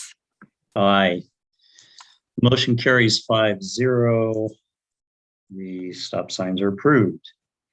The third one that we had no opposition to from the commissioners was to install a stop sign on Corbett at the intersection of Corbett and Winchester. Would any of the commissioners, do any of the commissioners want to comment on that before we take a vote? I see a couple of hands. Okay. I see lots of hands. Commissioner Rebelos, yours went up first. Go for it. The floor is yours. Thank you, Chair. Yep. Thank you. So for the record, I did spend Monday afternoon rush hour between 4:30 and 6 p.m. visiting all of the intersections on the agenda today, and spent a few minutes at each one. And it was almost, it was kind of funny because this one at the Winchester and Corbett, I got there, I sat in the corner, there were some skateboarders actually at the corner at the intersection skating around during the entire time I was there. There was traffic going by. And I absolutely support, obviously, the stop sign on Corbett, but I would just like to request that the story doesn't, so to speak, doesn't end there. I would like to, if it's possible for staff to just to continue to track, keep that one on their list of intersections to track, because I did note that Winchester is sort of a cut through to Bayshore. And so I just wanted to go on record with that. But I do support the stop sign as it's proposed. Okay, duly noted. Thank you, Commissioner Rebelos. Commissioner Lee, I saw your hand go up next. Thank you, Chair. Yes, I concur with Commissioner Rebelos that I'd like this to come back up and circle back on our agenda if possible. I fully support the stop sign at Corbett Drive. When I was on BPAC, that was one of the stop signs we had discussed as needed in the community, because what you don't see is you're only half a block to a block away from Burlingame High, and the students go that way. And you also go that way, football games and things. And there's no stop at Corbett. It is a cut through area. So I fully support it. And in reference to Mr. and Mrs. Gumb's comment, they also said that they would consider speed humps on Winchester. And because it is a cut through street, and it leads to a school of close to 2,000 students, I think it would be great if we could do speed humps also on Winchester for them. So yes to the stop sign, but I'd like to go further and go back to what Mr. and Mrs. Gum said and consider speed humps also. Thank you. Okay, thank you, Commissioner Lee. Vice Chair Israel, you want to make a comment? Yes, I just wanted to say that I don't know if Mr. and Mrs. Gum are still on the call, but my sympathies of, the loss of their animal. I know it's terrible when you have speeding people on your street and you lose a beloved pet, and I am very sympathetic. I am fully in support of the stop sign on Corbett, but that doesn't mean that we can't take a look at traffic calming measures on Winchester Drive. I would have thought that that would have been part of the Lion Hogue project, and I'm not sure why this wasn't addressed or brought up, or maybe it wasn't felt to be an issue at that time. I'm not going to dictate to the staff how they think they should best approach this for a solution, but I do, though I do want to approve the stop sign, I also feel that we should look at Winchester Drive for any potential traffic calming measures, which would be, separate and unrelated. That's all. All right, thank you, Vice Chair. Duly noted, it's on the record. All right, any other comments by commissioners before we go to a vote? Okay, so we are voting for a stop sign on Corbett at the intersection of Corbett and Winchester. Can I have a motion? Commissioner Lee, go ahead. I move we approve a stop sign, a one-way stop at Corbett Drive and Winchester Drive. Thank you. Is there a second? I second, once again, Commissioner Lee. All right. So motion to approve by Commissioner Lee, seconded by Commissioner Israel. Ms. Brewer, can we please have a roll call vote? Commissioner Ng. Aye. Commissioner Rebelos. Aye. Commissioner Lee. Aye. Vice Chair Israel. Aye. Chair Martos. Aye. Motion carries 5-0. All right. Now we have three remaining that there was a little bit of concern over, not unanimous consent. So have we figured out whether Commissioner Ng is within 500 feet of Davis and Marco Polo? Through the chair, Yes. Commissioner Ng is good to, does not have to recuse himself on this one. Fabulous. All right. So let's talk about that intersection. So this is a proposed four-way stop. Yep. Thank you, Mr. Sy, on Davis Drive and Marco Polo Way. Do any of the commissioners want to comment on that? And if you use your electronic hand, there you go. Vice Chair Israelite, I saw your hand come up first. You have the floor. I have reservations about moving forward with a four-way stop at this intersection for several reasons. One is it's a very complicated intersection, and I don't want to approve a four-way stop without knowing what the crosswalks were going to look like, where the stop signs would be going. I think this is going to require more detailed study with presenting those options to us as a commission to make sure that what we select is safe. The idea of the sort of parallelogram crosswalks with those very long crosswalks are sort of antithetical to what we normally are hoping for, which is the shortest distance across the street, with the pedestrian being in the roadway for the shortest period of time. And, you know, it could be that we have a crosswalk that goes across Marco Polo, and then one crosswalk between the two branches of Marco Polo that goes across Davis, and then another crosswalk that goes across the other branch of Marco Polo if we decide to do anything. But I think the other concern is that this intersection is indeed part of the BIS overall school safety audit, and we have not yet defined the preferred traffic pattern or the safety flows that we want to look at. And so I think it's a little premature to parcel this one particular intersection out without looking at the bigger picture of the overall plan. So I feel very strongly that that this, first of all, warrants more detailed study, and second of all, it's just a piece of a bigger puzzle that we really need to address before moving forward on any individual intersection. I think that's it. Okay, thank you, Vice Chair Israel. Commissioner Ng, I saw your hand. Go ahead. Yeah, so I mean, I guess the cat's out of the bag. Obviously, if I had to consider the possibility of recusing myself, I obviously live close enough to know this intersection very well. And you know, on one hand, my first inclination is it's long overdue. Something needs to be done. There needs to be some sort of improvement made. However, listening to Vice Chair Israel's comments, I do think that there is something to be said about making sure we're not jumping the gun here and we're thinking this a little bit more carefully, not just in isolation of how it applies. Hence my earlier question about how that intersection would actually be drawn and where the stop signs would actually be, but also how it does fit into kind of the BIS traffic patterns that have yet to be established. So, you know, I guess maybe clarification is, have we considered other temporary ways to improve without putting something totally permanent in place only to have it change again? I think it's a really excellent point by the Vice Chair, and certainly one that I support. Thank you, Commissioner Ng. Commissioner Rebelos.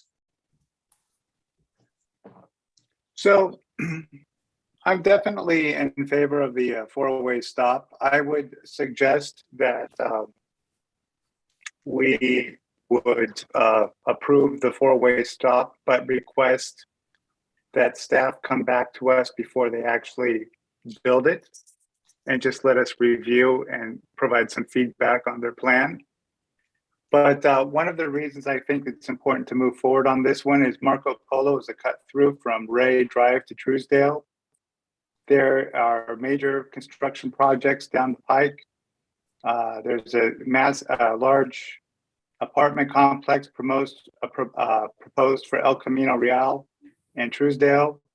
I know that the Burlingame Plaza was recently sold, and apparently there's a developer planning something there. There's going to be, so that could cause congestion at that intersection. I think people may use that cut through more and more frequently going forward. And then if you have the Burlingame, the Broadway grade separation happening, people will probably avoid California Drive and be using ECR, and perhaps be feeding more traffic into that cut through on Marco Polo. So I think it's better to get ahead of it than to be behind it. But I think that it would be just a good idea for staff to let us see and what they have in mind, and to let us provide some feedback. But I think it's would be smart of us to approve it today. Okay, thank you, Commissioner Rebelos. Yes, Commissioner Lee, I was waiting for your hand to go up. Go ahead. Thank you, Chair.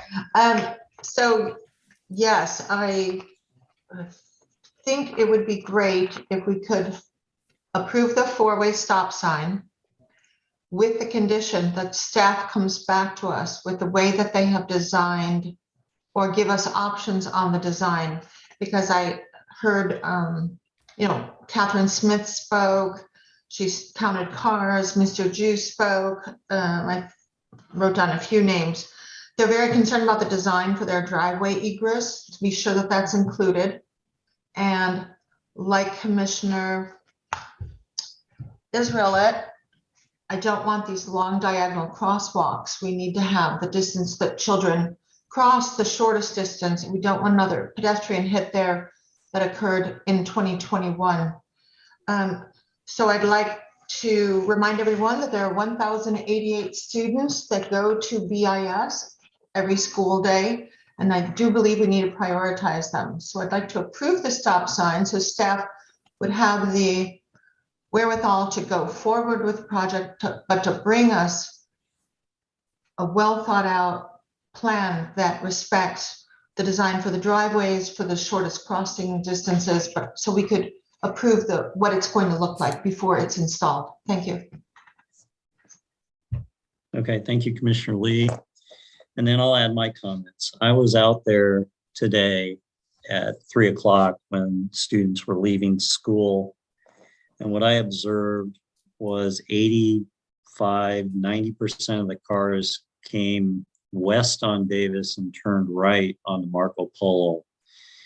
And I assume there's some traffic flow there where they eventually went up to BIS to pick up their students. I also saw some people make that right on the Marco Polo and go into the Mills Peninsula parking lot there. And it was a pretty heavy flow. I tried to envision if there was a stop sign there, what kind of queuing and backup that would be. And,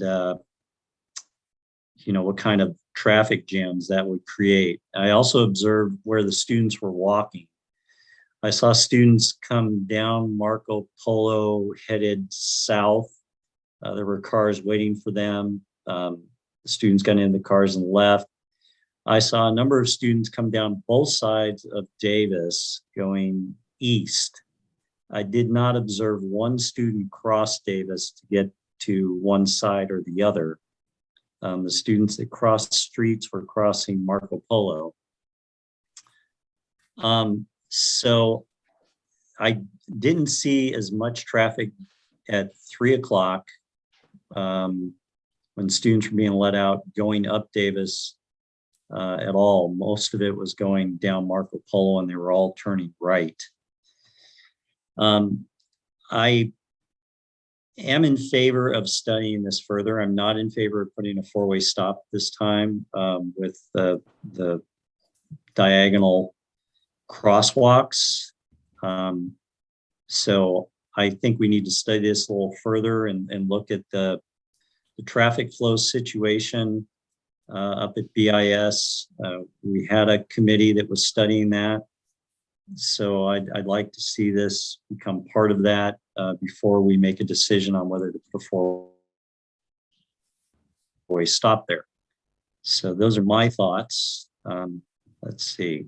And I'll be respectful to the commissioners. I see Commissioner Ng, your hand is up, and we'll go around one more time if anybody else wants to speak, and then we'll take a vote on this intersection. Commissioner Ng, go ahead.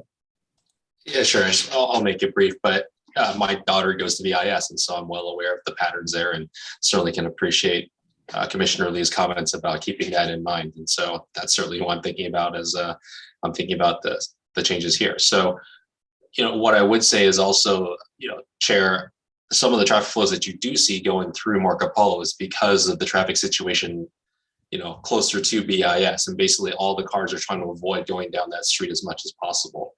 And so basically the kids are walking down towards Marco Polo to that parking lot in that area to get picked up, so they don't have to go all the way through and get stuck in that traffic loop up there, which I believe, is what Vice Chair Israel was referring to with the study that's going on. So there's certainly consequences from other studies that are going on right now. So, what we might see as the problem could be a symptom of a different problem that's already being looked into as we speak.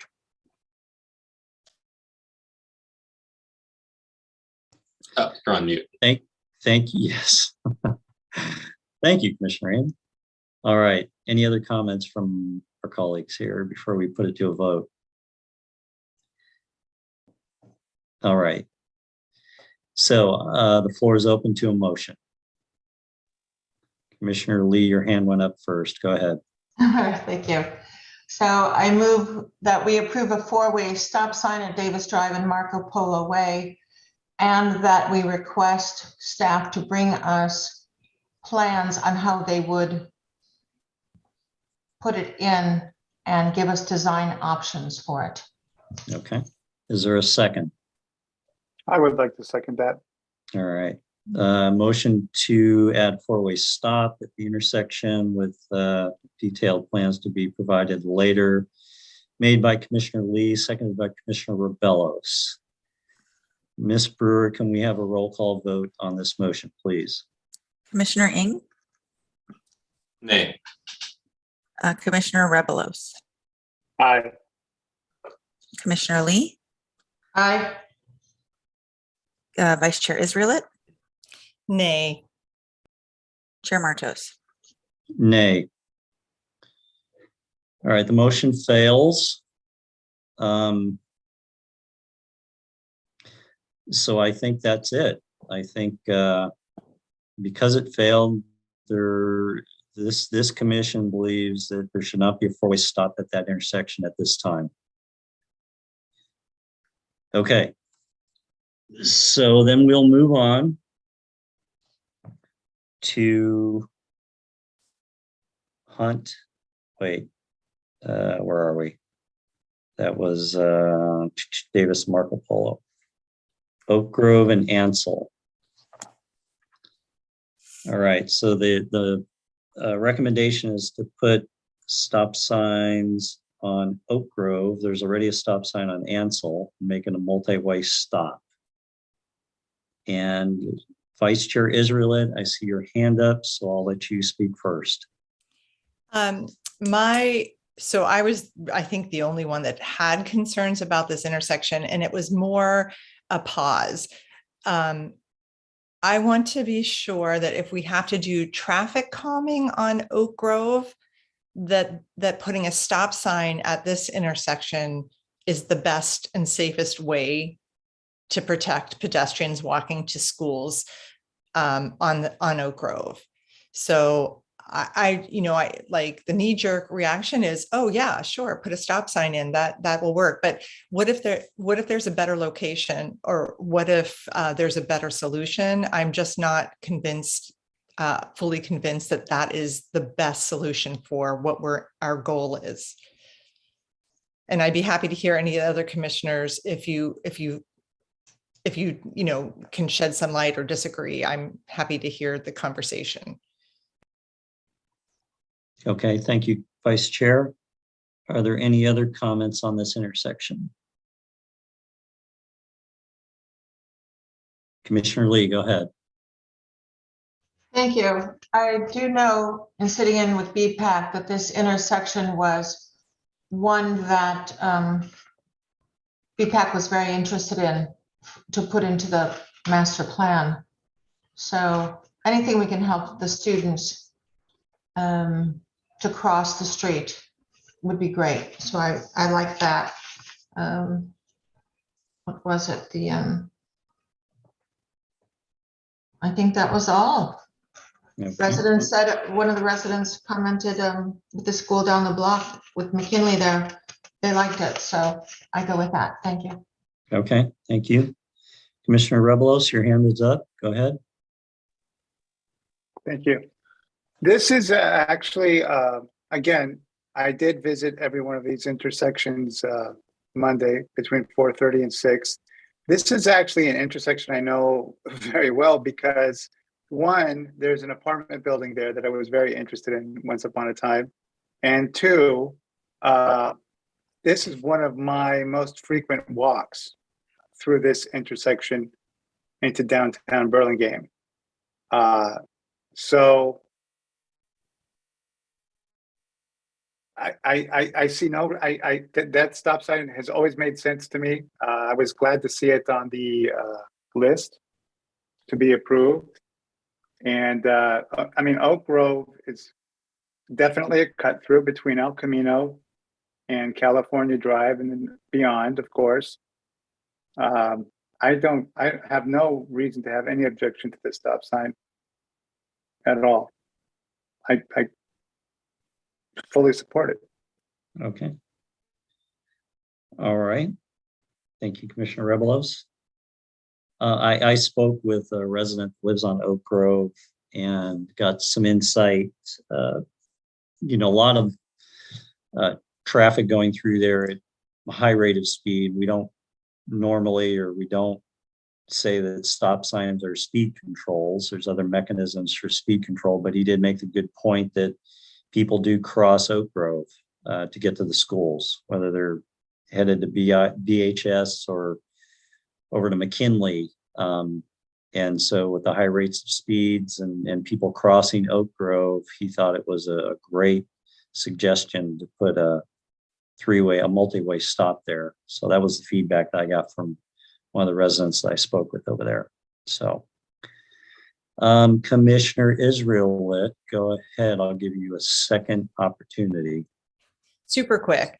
I'm looking at Google Maps as we talk, and I'm just not familiar with walking Oak Grove. And I'm looking, and I had thought, well, how do we know that it's not better to put a stop sign at Farrington Lane instead of Ansel? But now that I'm looking, I see that Ansel is pretty much exactly halfway down the length of Oak Grove between California and El Camino.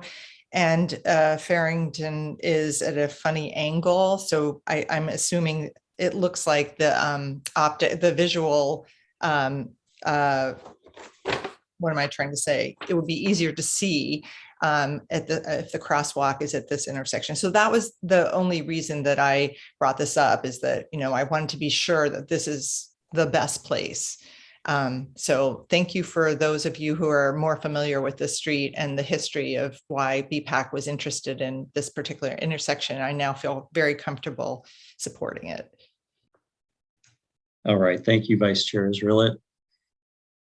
Any other comments before we take this to a vote? Yes, Commissioner Ng, go ahead. I just want to echo my support for moving forward with this. I think similar to Commissioner Rebel's comments, these known kind of cut throughs to get from one major thoroughfare to another, these are the areas that we have to keep our eyes on. It's going to get highly trafficked. Again, we're always observing that people are going a little bit faster and with a little more urgency these days than previously. So getting a handle on that, I think, is the appropriate move. Would you like to make a motion? Sure. I move to approve the stop sign at Oak Grove and Ansel Road. All right. Is there a second? And I second that. Oh, sorry, Commissioner Rebelos. I'm comfortable if the vice chair can have that. That's all right. Well, let's give everybody an opportunity here. Motion by Commissioner Ng to approve the stop signs at Oak Grove and Ansel, seconded by Commissioner Rebelos. Ms. Brewer, can we have a roll call vote, please? Commissioner Ng? Aye. Commissioner Rebelos? Aye. Commissioner Lee? Aye. Vice Chair Israel? Aye. Chair Martos? Aye. And the motion carries 5-0. Very good. All right, the last one on the list, Hunt Drive and Alcazar. Does anybody want to make comments on Hunt Drive and Alcazar? The recommendation was to, right now there we are. There are no stop signs at that intersection. And so the recommendation is to put 3 stop signs and make it a multi-way stop.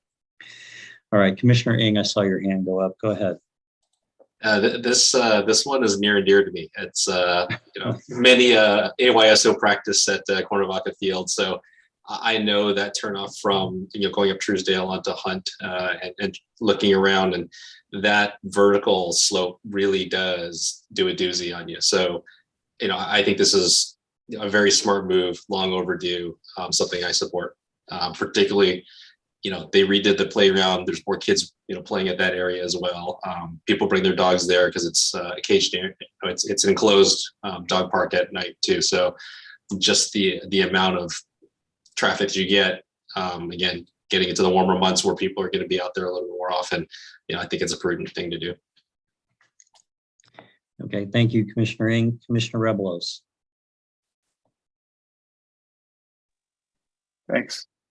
Yes, so similar to Commissioner Ing, this is one that I don't have any children, but I have a different perspective on it. That's one that I walk to, and I think it's Commissioner O'Brien, I think, talks about making sure that Burlingame is friendly for all ages of people. And as I get older, I get more and more concerned about crossing streets. And this one is one, definitely one that I walk, and I definitely am concerned about. That those hills, the grades there, it's just hard as a pedestrian to see what's coming. And I think it's also, I have 2 dogs, and I think it's also very relevant about the dog park being there. There's a chance that dogs can get loose and run out, and a car wouldn't see. I don't think a car would see the dog necessarily if they were just coming through the intersection. So I think just based on the hill there, that odd intersection cresting at the top of the hill from 3 directions, I think just based on that alone, and the fact that there's a park right there, and the age of the population around there, I mean, it's a real, there's older people, there's a lot of families, and it's just a bad combination. So I'm fully supportive of that proposed stop sign, multi-way stop. Okay, thank you, Commissioner Rebelos. Any other comments? So I, too, am familiar with that area, AYSO soccer, BYBA baseball, been up there many, many times. I don't understand why there's not a stop sign on Alcazar. I'm not convinced that we need a stop sign, a 3-way stop there, stopping traffic on Hunt, just due to the volume. I definitely think people coming up Alcazar need to stop and confirm that there's no cross traffic before they enter into the intersection. With 25 miles an hour up there going up the hill, it's not very conceivable to me that someone's going to be speeding through there. I spoke with a couple of homeowners up there, and one of them referred to me. I didn't bias his opinion at all. I just said, you should send your opinion, whatever it is, so that we can hear about it, since his office is that window right there that looks right at the intersection. Now, granted, he's only been there a year and a half. It's not like he's been there for 20 years. So I'm of the opinion that we modify this and put a stop sign at Alcazar, but leave Hunt without traffic control. And I think that is not only a compromise, but it'll make things safe for people exiting the park. And I also asked about, do people really cross Hunt to get to the park? And the response that I got from the homeowner up there was that most people drive into that park, and so they're turning on to Alcazar, or they walk on the side of Hunt that is adjacent to the park. The other thing that you don't see is at the bottom of the picture, there is a crosswalk, and it's pretty well lit. It's very well lit at night. There's a light right over the crosswalk. So those are my thoughts, that we add one stop sign and not three at that intersection. Okay, so are there any other comments before we decide, before somebody makes a motion? Okay. All right, so the recommendation by staff is to make that a multi-way stop. Is there a motion from the floor? Commissioner Lee. Thank you, Chair. I move that we follow staff's recommendation and put in a multi-way stop at Hunt Drive and Alcazar Drive. Thank you, Commissioner Lee. Commissioner Ng, do you want to second that? I want to second that. Okay, very good. Motion made by Commissioner Lee for a multi-way stop at Hunt and Alcazar, seconded by Commissioner Ng. Ms. Brewer, can we have a roll call vote, please? Commissioner Ng. Aye. Commissioner Rebelos. Aye. Commissioner Lee. Aye. And Vice Chair Israelit. I'm going to abstain on this vote. Chair Martos. Nay. All right, the motion carries 3-1-1. And Commissioner Lee, we're done voting. Your hand's still up. Sorry. All right, Mr. Sy, I think you have it. You have the recommendations of the Teaspoon Commission on these 6 stop signs. I think the next step is for you all to take this to council, but you know what our recommendations are. Any last words, Mr. Sy or Mr. Wong? Yeah, we got all the things that we needed and a lot of great feedback. We'll come back with Davis and Marco Polo another time.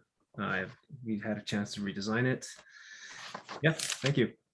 Okay, you're very welcome. Thanks for the lengthy discussion. Appreciate your patience, Mr. Sy, and commissioners, well done. Unfortunately, that was a very long proposal and we had to take it apart one piece at a time, and people like myself had to recuse themselves. So it's interesting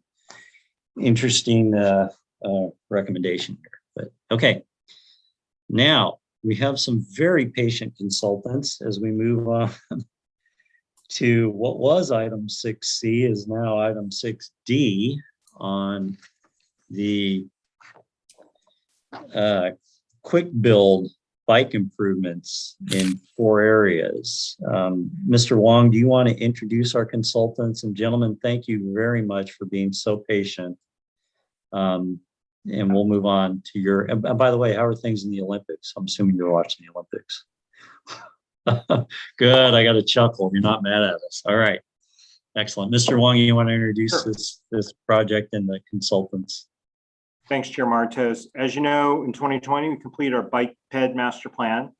And one of the items identified in there that we need some of our routes we're not able to do at bicycle facilities. So we're looking at making bike boulevards.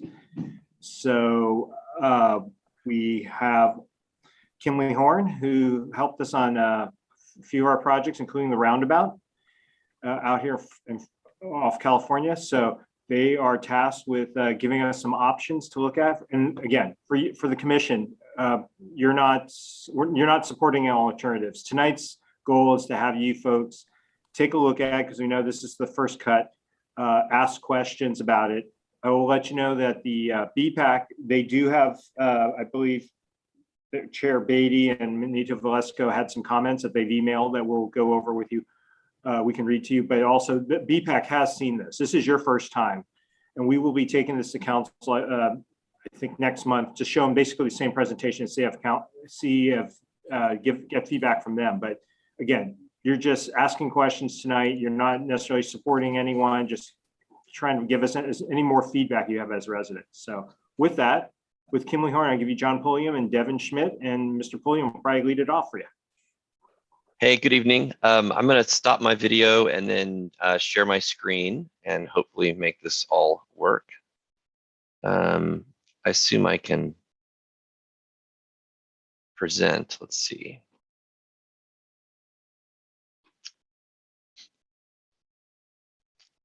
Yeah, I need to be allowed to share my screen. Do get that. We'll turn you into.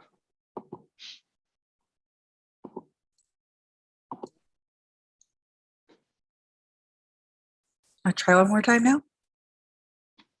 Okay. You should see my daughter. Now you should see the presentation. Can you guys see it? Yes, we do. Fantastic. Okay. Well, look forward to showing you some of the ideas we have for the quick build bike improvements on Carmelita, Grove, Paloma, Cappuccino, and recently added Mills Street or Mills Avenues, and to hear your all's thoughts and feedback on that. Here's the location that we're looking at for these streets. These are 1- and 2-way neighborhood streets. A number of them are narrow. We have quite a bit of on-street parking. We have some time-restricted parking on the east end of Carmelita. We obviously have some heavy commute traffic on Carmelita and challenges with that. And overall, these were a selection of streets that were identified in the 2020 Bike and Pedestrian Master Plan as being future Class 3 bike boulevards. So we're taking a look at these together as a network of bike boulevards in the city. The objective of the project is to modify these streets and make them safer for cyclists by using quick build improvements. Oh, sorry, it looks like, let me see if that's, get this off my screen for you guys. So we're looking to provide facilities that are suitable for all levels of cyclists. And we also want to consider pedestrian safety as we look at these improvements. We want to use striping and signage and other types of temporary vertical components in a way that is inexpensive to move these projects forward quickly. And we want to use lessons learned from previous projects that have implemented quick build, including Lion Hogue and other projects around the peninsula.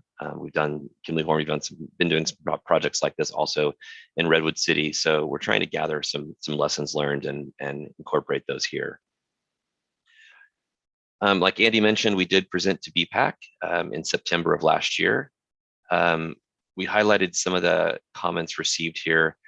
Generally, there was support for speed cushions. There was concern that these speed cushions could cause drivers to divert and use other alternate routes. There was a suggestion at BPAC that we include Mills Avenue, and so that was added to the project. There was a lot of concern and discussion about really the need to slow or stop traffic at intersections to improve safety, both for cyclists and for pedestrians. And so we've tried to take a look at that, and we've got a few ideas tonight to discuss. There was concern about door zones with striped bike lanes. There were concerns raised about speed cushions on Carmelita, given the volume of traffic. And again, concerns about alternate routes. We've got some ideas about potentially using some restricted parking on Carmelita, and there were concerns raised about that and how that would impact the residents. But overall, there was support for coming forward with the project quickly and getting that out in the community. So we did take those comments and went back and addressed the concepts, and now we're here to present those to you. So the first thing I want to do is look at two, I'll call them intersection treatments. And this was based on the feedback we received about really focusing on alternatives we can use at intersections to slow traffic. And so this first one is one where we would paint bulb outs. And this is something we've done in Redwood City. It's been successful. We're actually working on a second project for Redwood City that would incorporate these types of painted bulb outs. And then, as you can kind of see here, it's painted bulb outs, but it also uses these plastic curbs and a plastic bollard to outline that bulb out, so that as vehicles approach it, it really provides that sense of narrowing of the roadway and slowing of traffic. This type of improvement, could be utilized only on one segment. So, for example, here we have side street stop control. If we so desired, we could bulb out on this side, but not necessarily on this side. This type of improvement does impact on-street parking. So, kind of depending on the configuration, we estimate somewhere around 4 to 16 parking spaces could be impacted at an intersection. Again, depending on how we configured this.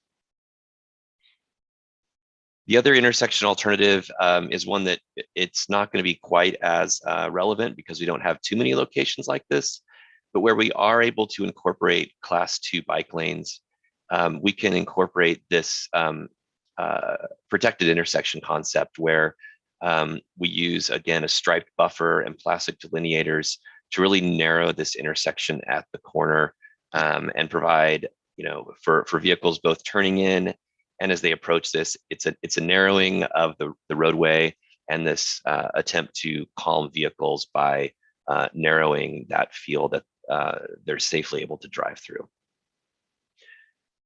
So with that in mind, let's dive into the individual streets and talk about these concepts. We're going to begin with Grove Avenue, which is on average one of the wider streets at 42 feet. We're looking at this segment here.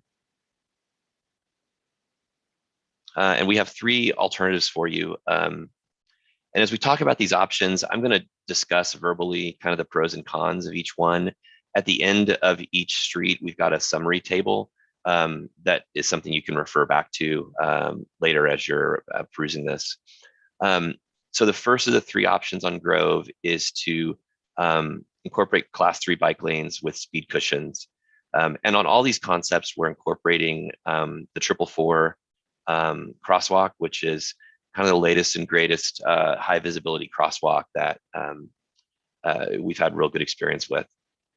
So this concept does use speed cushions and it slows traffic. We still have fairly wide lanes at 2 13-foot wide vehicular lanes. We maintain existing striping. We do propose striping the parking lane to provide some definition and a little more sense of constriction. But again, this option would have no dedicated bike lanes and it may not be as comfortable for less experienced riders. The second option is to use a Class 3 bike lane going downhill on Grove, but to incorporate a Class 2 buffered bike lane going up the hill. And to couple that with speed cushions. And our thoughts here were, cyclists going down the hill with the speed cushions could more easily move with the speed of traffic, whereas cyclists going up the hill would not be as easily able to move with traffic. So this does provide this dedicated uphill bike lane. It again narrows the vehicular lanes down to 2 10-foot lanes with stripes on each side and maintains the existing on-street parking. But obviously it only provides a dedicated bike lane in one direction, and downhill cyclists who are less experienced may not feel comfortable riding on the street as they would when they're going uphill. And finally, this last option, which was to actually stripe Class 2 bike lanes. It's a fairly tight configuration. We have to shrink parking down to 7 feet. We put bike lanes right up next to the parking, and we have 2 9-foot vehicular lanes with speed cushions and potentially with these intersection improvements that we talked about. BPAC raised concerns about this with, and rightfully so. This is a little more challenging. We put bikes right up next to parking. There is potential for dooring. Cyclists need to be aware of that when they're riding like this next to parked cars. And also this across all of Grove Avenue, because of the impact on the intersections with this intersection treatment, we estimate about 23 parking spaces would be lost along the entirety of Grove. So again, this third table, this table of 3 columns at the end here summarizes the pros and cons of those 3 options that we just walked through on Grove. Moving on to Mills, which is parallel to Grove, but quite a bit narrower, from 42 feet. Now we're down to 30 feet wide, which does limit, some of the options that we can do here on Mills. Again, Mills is right here to the north of Grove. We really have one option with kind of some combination of alternatives. We're proposing to utilize speed cushions on Mills, along with striping the parking lane. That leaves us with 2 8-foot vehicular lanes, which is fairly narrow. I know on some of the other streets, and watching cars out here, vehicles do move slower on these streets already because of the need to share the space with oncoming traffic. But we do propose incorporating speed cushions, and potentially at 1 or more intersections, depending on the need, potentially incorporating these optional intersection improvements that we talked about earlier. So for this, we do get speed cushions that slow traffic, and we stripe the parking, we narrow the traffic lanes to slow traffic. We have optional intersection improvements that would further slow traffic. We're able to maintain the existing parking, but obviously we don't have dedicated bike lanes. We won't be able to do dedicated bike lanes on most of these streets. And again, they weren't identified for that. They were identified as bike boulevards in the Bike and Ped Master Plan. But we would highlight it may not be as comfortable for less experienced riders because of that. Cappuccino and Paloma, we are going to talk about together, since they're parallel streets and act as one-way couplets to each other for throughout much of the city. So here we have Cappuccino, and then just to the east we have Paloma. And beginning with these kind of north of Broadway, they have more or less the same configuration, just different directions of travel. So our option here is to incorporate sharrows, and optionally, although they're not shown here, to consider the use of speed cushions. And again, these intersection improvements with the painted bulb outs, very similar to what we showed on Mills. We could also incorporate striping the parking lanes here if we wanted to. So kind of the same toolbox that we saw for Mills is what we'd propose for this section of Cappuccino and Paloma. So again, speed cushions slow traffic, the optional intersection improvements would slow traffic. We could paint the parking lanes to slow traffic, and use the sharrow markings to provide that designation for cyclists. When we get south of Broadway, we have one more option we can look at. We have 2 options here, and one is to kind of continue the same pattern that we have north of Broadway, and that is to incorporate sharrows and potentially speed cushions and intersection improvements. But because we do have a wider street here with, well, I guess not wider street, but we have this one-way traffic through here, we have this option to actually stripe a bike lane in this section. So we could stripe a bike lane with 7-foot parking and still have an 11-foot vehicular lane. This is nice. It gives us a dedicated bike lane. It provides, a separate space for cyclists to ride. We have some of those same challenges that we talked about on Grove, where our cyclists are next to the parking lane and need to be aware of the potential for dooring when we do something like that. But we do have those options to, again, stripe the parking lane, provide that constricted vehicular lane. We could even increase the parking a little bit more to get this vehicular lane down to 10 feet if we wanted to, and really tighten that feel. So again, our summary table here that we talked about, the option with the Class 3 bike lane and the option with the Class 2 bike lane. And then Paloma continues south of Carmelita with 2-way traffic. And the option here is to, again, look at that toolbox of potentially using speed cushions and intersection improvements along this section as well. So again, a lot of those same tools from the toolbox that we talked about previously on Mills and Cappuccino. I think we've gone over these kind of pros and cons already. So all those streets we talked about are fairly similar to each other. We have a number of similar improvements that we're looking at there. And then we get to Carmelita. And Carmelita is obviously a more interesting challenge. I think when we look at Carmelita, it's got a couple challenges to it. One, it's used as it's heavily used as a commute route. And so it's a difficult street for cyclists to ride on because of the volume and speed of traffic on it. But Carmelita is also a barrier. It's a barrier for cyclists and pedestrians going north-south. So we want to look at Carmelita through that lens, of kind of both types of riders. How do we soften Carmelita so that it's more cyclist friendly as a commute route for cyclists, or as a route for cyclists to use? And how do we provide some sense of safety and accessibility for pedestrians and cyclists who are trying to cross Carmelita? And we heard, that was something we heard firsthand from BPAC on, and want to be very,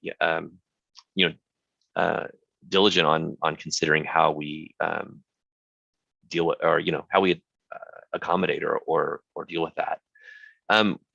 We want to start Carmelita looking east of El Camino Real, so this section right here. This gets a little challenging to talk about because we have these existing parking restrictions out here on this section. And so if you're not familiar with this, eastbound in the morning, there's no parking from 7 to 9 a.m. And this allows there to be a wider eastbound lane so traffic can move more freely when folks are commuting out of neighborhoods to work. And then westbound, you can see here the picture, there's no parking from 4 to 6 p.m. As people are coming back home. Again, opening this lane up. And it's not necessarily adding a second lane, it's just taking what was a very constricted 2-lane road and making it essentially making it faster for cars to travel in both directions. So the two options we looked at here, option A, we maintain these existing parking restrictions and try to work on a solution within those. And then on option B, you'll see we actually propose an option that would expand the parking restrictions to both sides to provide a class 2 bike lane during commute hours. So let's look at those two options. Option A should look fairly familiar. It's what we've been talking about on these narrow streets. We have sharrows, potentially speed cushions, and potentially use of these intersection painted bulb outs. Option B is where it gets a little more interesting. We propose to expand the parking restrictions so that it would be no parking on both sides of the street during these commute hours. So from 7 to 9 a.m. and 4 to 6 p.m., there would be no parking anywhere on Carmelita Avenue east of El Camino Real. What this would do, it would open this parking up and allow it to be utilized as a class 2 bike lane during those commute hours. Obviously, what this means for folks who are parking on the street, right now they would have to go out and potentially move their car once during the day to avoid that single impact of the parking restriction. Now we're doubling it up, so it will require vehicles to potentially be moved more than once on the street. We may see more vehicles parked on side streets as a result of an option like this. So this shows what it looks like during parking restrictions. So from 7 to 9 a.m. and from 4 to 6 p.m. when there's no parking, these are bike lanes. And then outside of those hours from 9 a.m. to 4 p.m. and throughout the evening, parking is allowed and cars are allowed to park essentially on top of what was striped as the bike lane. So kind of the pros and cons here, with the class 3, we do stripe the parking lane. We narrow that. We use kind of the same tools we talked about, the intersection improvements to narrow the lanes. We don't have dedicated bike lanes. It is a faster street, so there's a little concern about that. And then on the other option, where we expand the parking. We do get dedicated bike lanes during commute hours. We have increased parking restrictions on residents. And then this solution doesn't provide for a dedicated bike facility outside of commute hours. And we recognize that this may not be a solution that's acceptable because of that. So finally, we want to go west of El Camino Real on Carmelita up the hill, which is quite a different feel than the eastbound section. Up the hill, we have, again, our option of buffered bike, or excuse me, of speed cushions and intersection improvements to calm traffic. Then the other thought we had was, well, if this concept of parking restrictions is of interest on the downhill section, that is something that could be brought all the way up the street if there was interest in having Carmelita be more of a commute cycling route. So this alternative envisions introducing new parking restrictions on the west section of Carmelita to allow those Class 2 bike lanes to be brought all the way up the hill. And summarizing those, again, very similar to what we talked about. We would get dedicated bike lanes during commute hours with the parking restrictions, but these would be new parking restrictions on a section of street that doesn't have any right now. And again, it wouldn't provide for a dedicated facility outside of commute hours. So try to move through that fairly quickly, knowing that it's been a long night for everyone. That kind of concludes our presentation for you this evening, and certainly look forward to hearing from you and answering any questions and diving into any of this as much as you'd like. All right. Thank you, Mr. Pulliam. Appreciate that. All right, commissioners, you're still with us, right? Yeah, it's been a long night. I think we were over ambitious when we set this agenda, Mr. Wong and Vice Chair Israelite. But here we are. Yeah, go team. All right, it is the Olympics, right? I feel like an Olympian here. All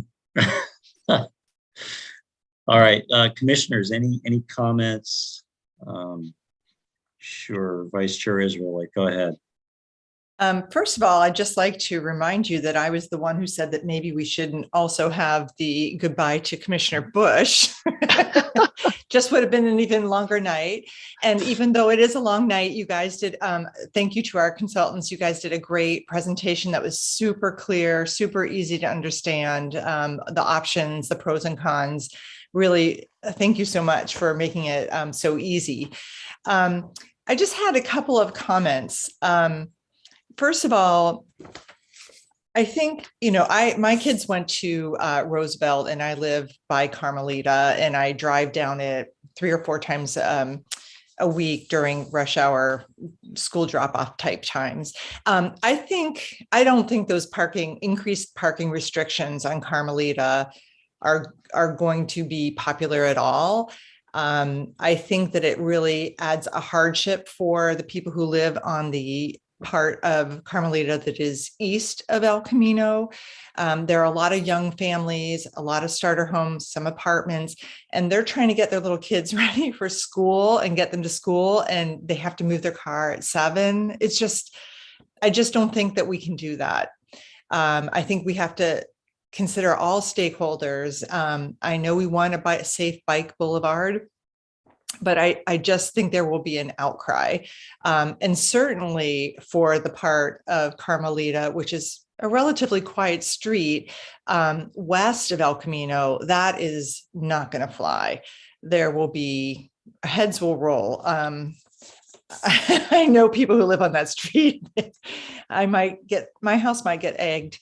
But so I just wanted to say that, I understand what you're saying, and I understand the pros and what we can do if we institute those, but there are going to be a large number of people who will be really adversely impacted. And I just don't think that it outweighs, I don't think that disadvantage outweighs the benefits. That's my opinion. And then my other comment is, we did really like a great job at traffic calming measures and line hog with the kinds of things you're talking about, like bump outs and lining the parking lanes. I mean, to me, it was visually unbelievable how much it affected my behavior as a driver. I thought I was a pretty conservative driver, and you see those lanes and it tightens things up. It's great, and it's low cost, and it's quick.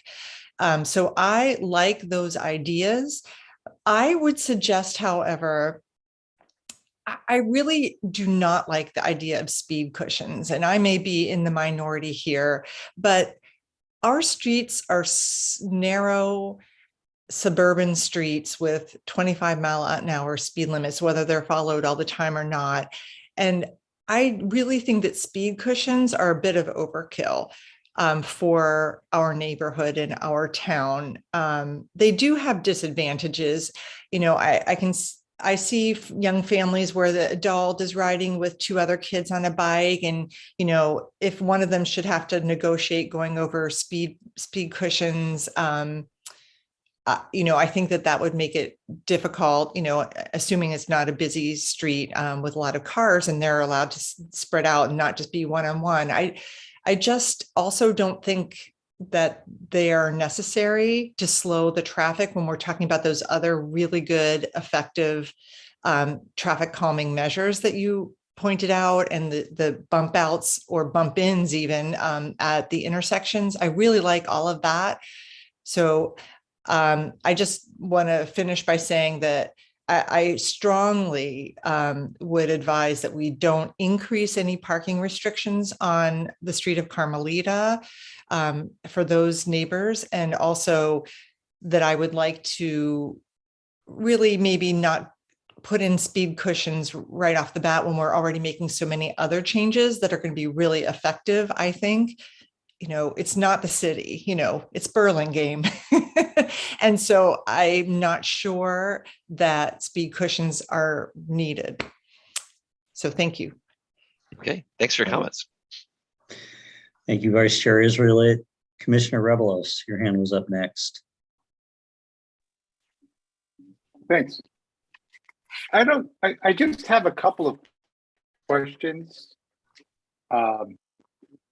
In particular about the parking on Carmelita. One, let me lower my hand here.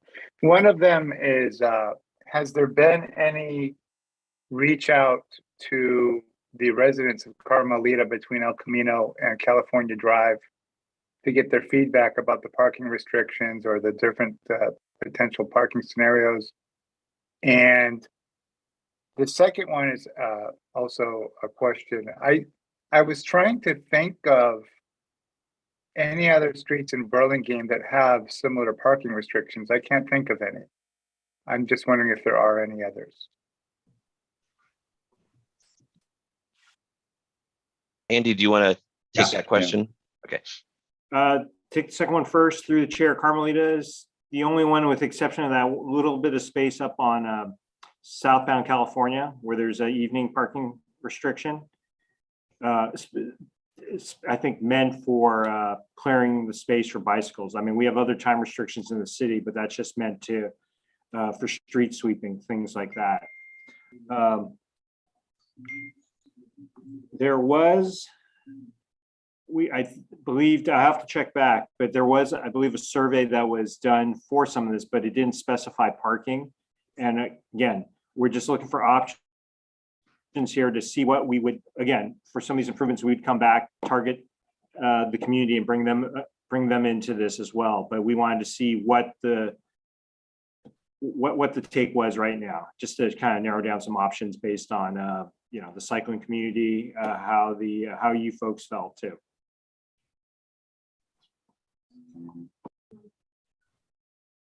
Commissioner Rebelos, did you have anything else? No, no. I mean, I have thoughts, but I don't. This is such a, I think this was part of the BPAC meeting today, and I missed that part of the meeting. And so I'd like to just reserve my comments for now. All right, thank you, Commissioner Reblos. Commissioner Eng, your hand's up. Go ahead. Thank you, Chair. Part of, I think what I've always kind of envisioned in being in a seat like this to weigh in on things like this is, in a blank sheet of paper, I think ideally I would love to have separation between bicyclists, traffic, and safe thoroughfares for pedestrians as well. And, certainly I like that some of these designs keep that in mind. And I think, provided that we can make it, a safe thing to implement, I'm all for it. Where it gets kind of sketchy, and I think this is where, of course, these are hard decisions to make and everybody can't be pleased, is when you have these shared spaces and the cause and effects of them, right? So what I mean by that is when you're removing all that parking and you're putting, as Vice Chair is really eloquently put, you're putting them in the burden of having to deal with that at the same time. And at the same time, you're redoing the streets and you're having this high visibility. There's an association with, hey, I'm losing all this parking because I'm losing this because other people are benefiting from it. And that increases tensions and anxieties. And that's what we want to get away from. And so, again, ideal situation, I want to find ways that we can do this all across the board, but at the same time, I kind of see the same result happening, is that if you remove that much parking and you're putting the burden on those people, the backlash is going to be significant if you go through with it. And I think it's more than just a planning issue. It could be a safety issue for those that are still trying to use it, as intended. So just my thoughts on that. All right, thank you, Commissioner Eng. Commissioner Lee, your hand's up. Go ahead. Yes, thank you, Chair. I did participate in the BPAC meeting today. And as you know, most of these routes were on the BPAC plan. So bike boulevards are streets designated and designed to give bicycle traffic priority. They use signs, pavement marking, speed and volume management to do this. So it was really good, the meeting today, because BPAC wants a lot fewer of these improvements or changes than are being proposed. BPAC didn't want any of the parking removed at all. So they didn't want to do those corner treatments or the lane shift for the bike lane. None of these roadways, BPAC wanted those changes. So that helps us with the parking situation.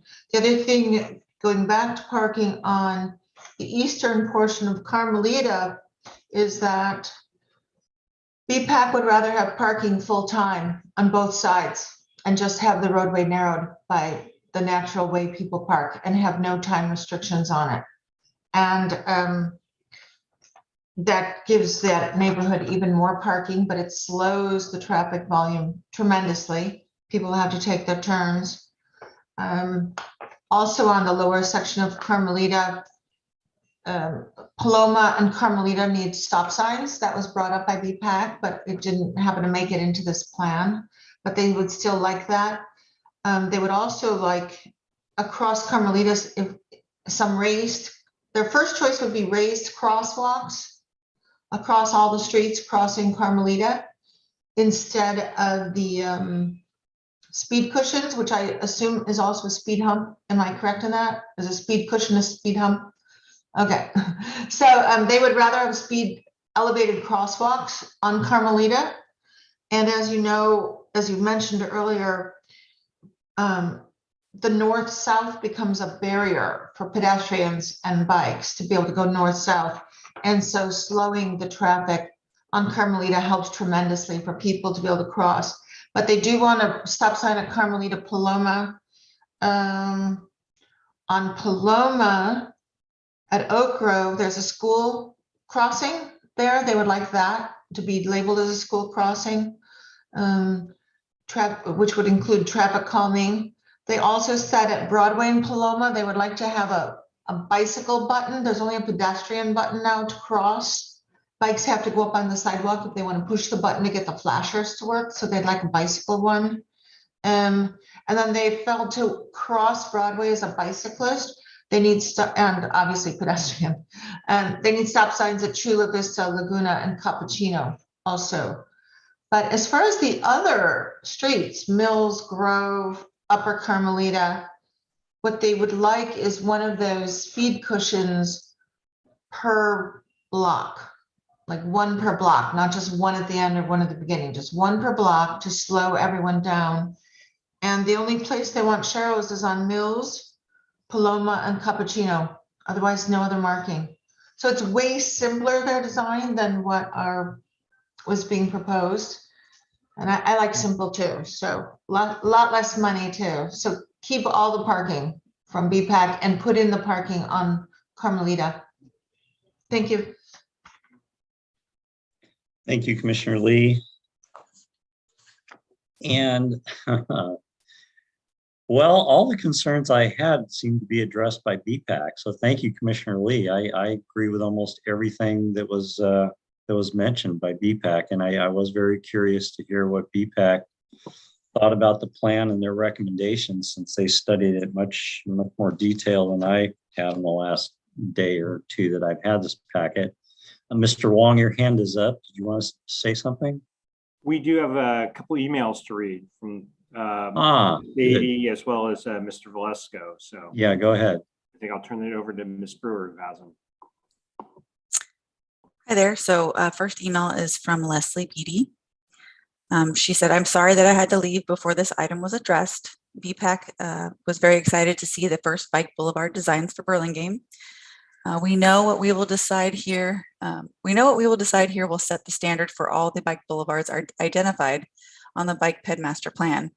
In all cases, we prefer the options that focus on the most important issues. One being traffic calming, the high volume streets as deployed through the use of speed cushions, and two, adding stop signs or other controls at dangerous intersections. Although these options do not actually prioritize bike traffic over car traffic, as bike boulevards are supposed to do, they do slow cars down, which is critical. Specifically, we prefer the following features. So for Carmelita East, neither of the options will suffice. We would like raised crosswalks at all intersections, plus a four-way stop at Paloma and Carmelita, and the removal entirely of parking restrictions. For Carmelita West and Grove, one speed cushion per block, plus high visibility crosswalks. Grove is not heavily used by bikes and doesn't need bike facilities. Mills Avenue, one speed cushion per block, plus high visibility crosswalks and sharrows. Paloma, they're asking for sharrows and a bike crosswalk signal at Broadway, plus traffic calming at Paloma and Oak Grove. For Cappuccino, they're just requesting sharrows. That was it from Leslie.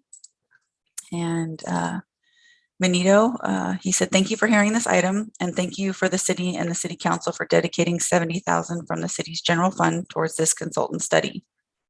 I remember the consultant made a presentation at BPAC back in September. The BPAC slides of the consultant revised concepts to address comments raised by BPAC. What specific changes were made? Tonight's presentation is basically the same. I live on Cappuccino, and I'm very familiar with Paloma, Mills, Grove, and Carmelita. There was a slide about 7 slides in titled Typical Intersection Improvement, showing the intersection of Lincoln and Cappuccino that shows a painted plastic bulb at that intersection. I am against this because that intersection is already very tight, that even regular drivers have a tough time turning here. If you do this, Recology and UPS FedEx trucks will no longer be able to turn onto our block. I'm also opposed to bike slots that not only remove parking, but also forces bicyclists unnecessarily off to the side instead of traveling in a straight line. These bike slots will also narrow the entry that will also make it impossible for garbage trucks to turn here. The Carmelita proposals are likewise flawed. I'll echo the comment earlier tonight and what I've heard BPAC advise staff and the consultants back in September. We need an all-way stop at Paloma and Carmelita. It's hard to fathom the intersection of 2 bike boulevards not have that level of safety control. Lastly, I hope the commission would do a walking or biking audit before endorsing this plan in order to see the proposals on site rather than on screen. I think that worked well with the BIS, or with BIS, when Commissioners Israel and Wetton joined staff, the public, and the consultants to see the problems and solutions firsthand. Some of what's being proposed doesn't make sense. Benito. That's all I have. That's it? Okay. Okay, as I was saying, as Commissioner Lee pointed out and Ms. Beatty reiterated, I agree with them as well. I'm not a fan of removing parking. I would not be in favor of changing the parking, increasing the parking restriction on Carmelita to morning and evening. At the very most, I would leave it the same. I like BPAC's recommendation to remove it completely. So there's no restrictions there. I'm not a fan of the painted bulb outs and the plastic bollards. Speed cushions, I use them sparingly. I see them in almost every option here, but I'd use them sparingly, and I think BPAC pointed that out as well. And I think they're on point with where they want the bike class 2 bike lane and the other bike lanes that they recommended. I wasn't sure about the stop signs. I didn't look into that at all, but that's something we can consider in maybe another go at this plan with considerations from everything that you've heard tonight and the detailed study of BPAC. So those are my thoughts. Commissioner Vice Chair Israel, you have your hand up. Sorry, I know it's getting late. No Now worries. I'll make this quick, but I have to say this because I feel so strongly about it. I have to disagree strongly with BPAC about removing the parking restriction during rush hour on the part of Carmelita that is east of El Camino, because I drive that quite often in the mornings on my way to the high school. And it is so dangerous when the parking restrictions have ended and you're trying to negotiate coming out of those side streets and turning onto Carmelita to travel either direction. If there's a UPS truck or any larger vehicle, it's impossible to fit 2 parked cars, a truck, and a traveling car. And I've seen it where it literally is sort of at an impasse that, cars are trying to pull out, but they can't, they get stuck because they can't go through. And so I just want to say that I think that throwing bikes into that situation, yes, traffic slower, but that would be chaotic and I think really dangerous for bikers. So I just had to make a comment because I strongly, strongly disagree with BPAC on that one. Thank you, Vice Chair. Commissioner Lee, go ahead. Alrighty, thank you. So I just wanted to refresh that BPAC does like the idea of the speed cushions, and they pretty much want 1 speed cushion per block, and to be sure that they reached all the way to the curbs. Some of the diagrams that were shown this evening only showed 2 speed cushions side by side that didn't go all the way. They don't want it to the curb, they want it to the gutter, so that there's speed cushions all the way across the roadway. And they do want 1 per block because traffic calming is just about the definition of a bike boulevard. And it's hard to do a bike boulevard without having it calm. And then referring to Carmelita, it would make vehicular traffic a lot slower if you allowed vehicles to park on both sides. But again, the problem in Burlingame is that Carmelita is one of the few rare streets that does go east-west. So it goes from the train all the way up the hill, and bikers have very few choices on how to get up in a direct, fashion to go east-west. So the streets that are most important to bikers are the direct ones, and to go circuitous for a biker is much more difficult. So Carmelita is one of those rare streets that they're going to have to live with cars, and the cars will have to live with them. And slowing the cars is the best way to keep the bikers alive and comfortable. So And then I can give you a list of the stop signs they requested, but we just have to realize that we need to commit to bike boulevards where they're in the plans and on the key roads that are really the only ones that go through in the town. Thank you. Thank you, Commissioner Lee. All right, Mr. Schmidt, Mr. Pulliam, thank you for your presentation tonight. I hope we've given you several things to think about. And I know you'll work together with our two traffic engineers to incorporate some of the thoughts that you've heard here tonight and also from BPAC. So we appreciate very much your time, your effort into this study, and absolutely for being patient with us tonight. It's very late. We appreciate you sticking around. Thank you for the comments. Appreciate them. Yeah, thank you, guys. All righty. Let's move on. Mr. Wong. 7A, engineering division report. It's all yours. Make it quick. No. Fortunately, it is a quick one. Just a few items. The Highland parking garage, give you an update on that. We've placed, we're still trying to fill up that garage. So we've placed signs at some of our impacted short-term lots, directing people saying, hey, there's plenty of space at the Highland parking garage, and give them an address. So if they want to Google GPS it or whatever on the phone, direct them, as well as what the rate is all day. So we've done that at lots J and D that are usually pretty full. So thank you to Sergeant Perna for him and the PEOs providing me the kind of list of what the full lots are. Questions on that? Next ones are tying us back to our bike ped master plan. Murchison, Truesdale, and Davis Drive bicycle route project update. Time's flying, but about a week and a half ago, I presented this to the county BPAC for about $400,000 to go towards funding this project. We foresee the project being about $1 million to do the improvements on that. So it's a significant part, but we're willing to match it.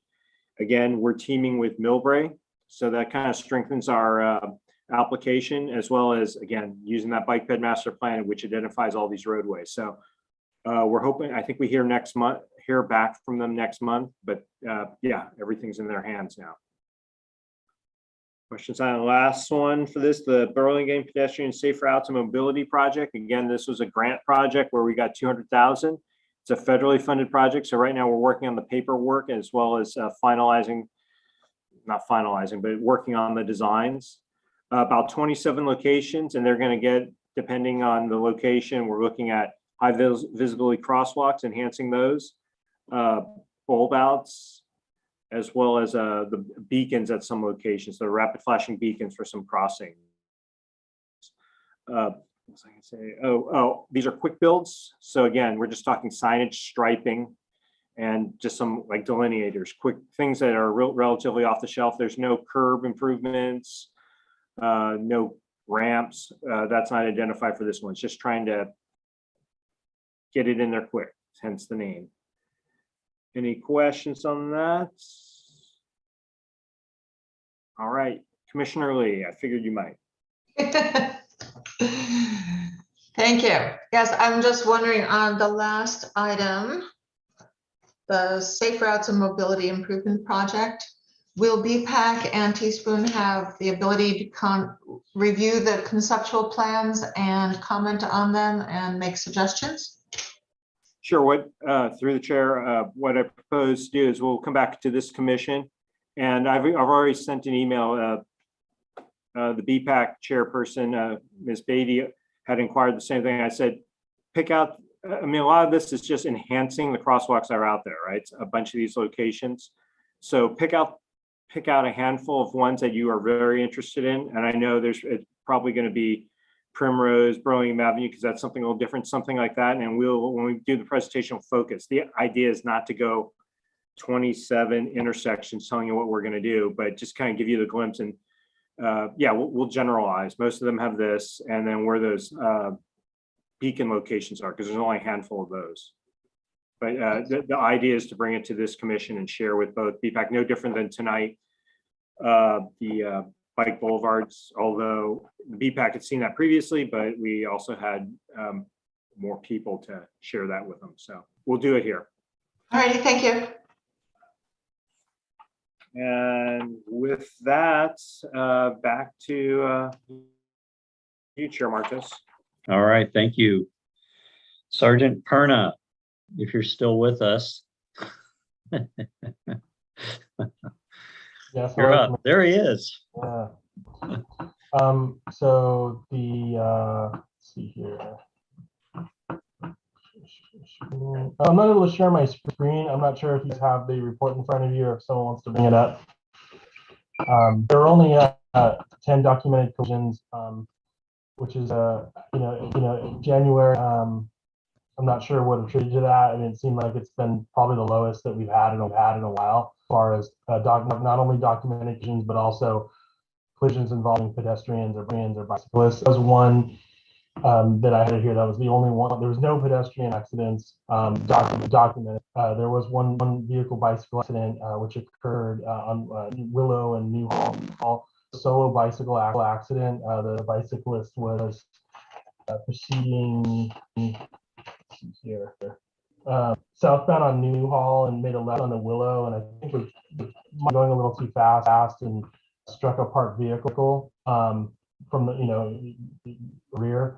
So the bicyclist in a minimal injury, but again, it sounded like it was sort of could have just been attributed to speed or I don't know what, honestly. Just said he was made a turn and hit a parked vehicle basically. Other than that, I don't know if, the other one that was that I thought you guys liked is El Camino Real in Rosedale. That was a vehicle that was just changing lanes. So I believe they were both going. Check here. I have it. Yeah, they're both going southbound, I believe. I'm sorry, northbound on approaching with Rosedale, and one vehicle just lanes into the other. Was just property damage on the vehicles, no injuries or anything like that. One of them I just noticed I should have taken off. The second one on the list was actually didn't occur in our city. That was in Milwaukee. That was a courtesy accident that we took from another agency. Typically we do that for one another. So if like the vehicles is involved in a crash, we'll have another agency take it and so on. So that was what happened in Millbrae, and we took them, but I didn't redact it from our report. Did anyone have any questions about any of the other or on there? It seemed to be that there was a lot of that were in parking lots. I don't know if you can see here, but there's 1, 2, 3, 4 accidents in parking lots. That's why they list an address. The rest, there was one in the slot, one at 1496 Old Bayshore, one on in one of our lots, 252 Primrose. Those were all just minor parking accidents.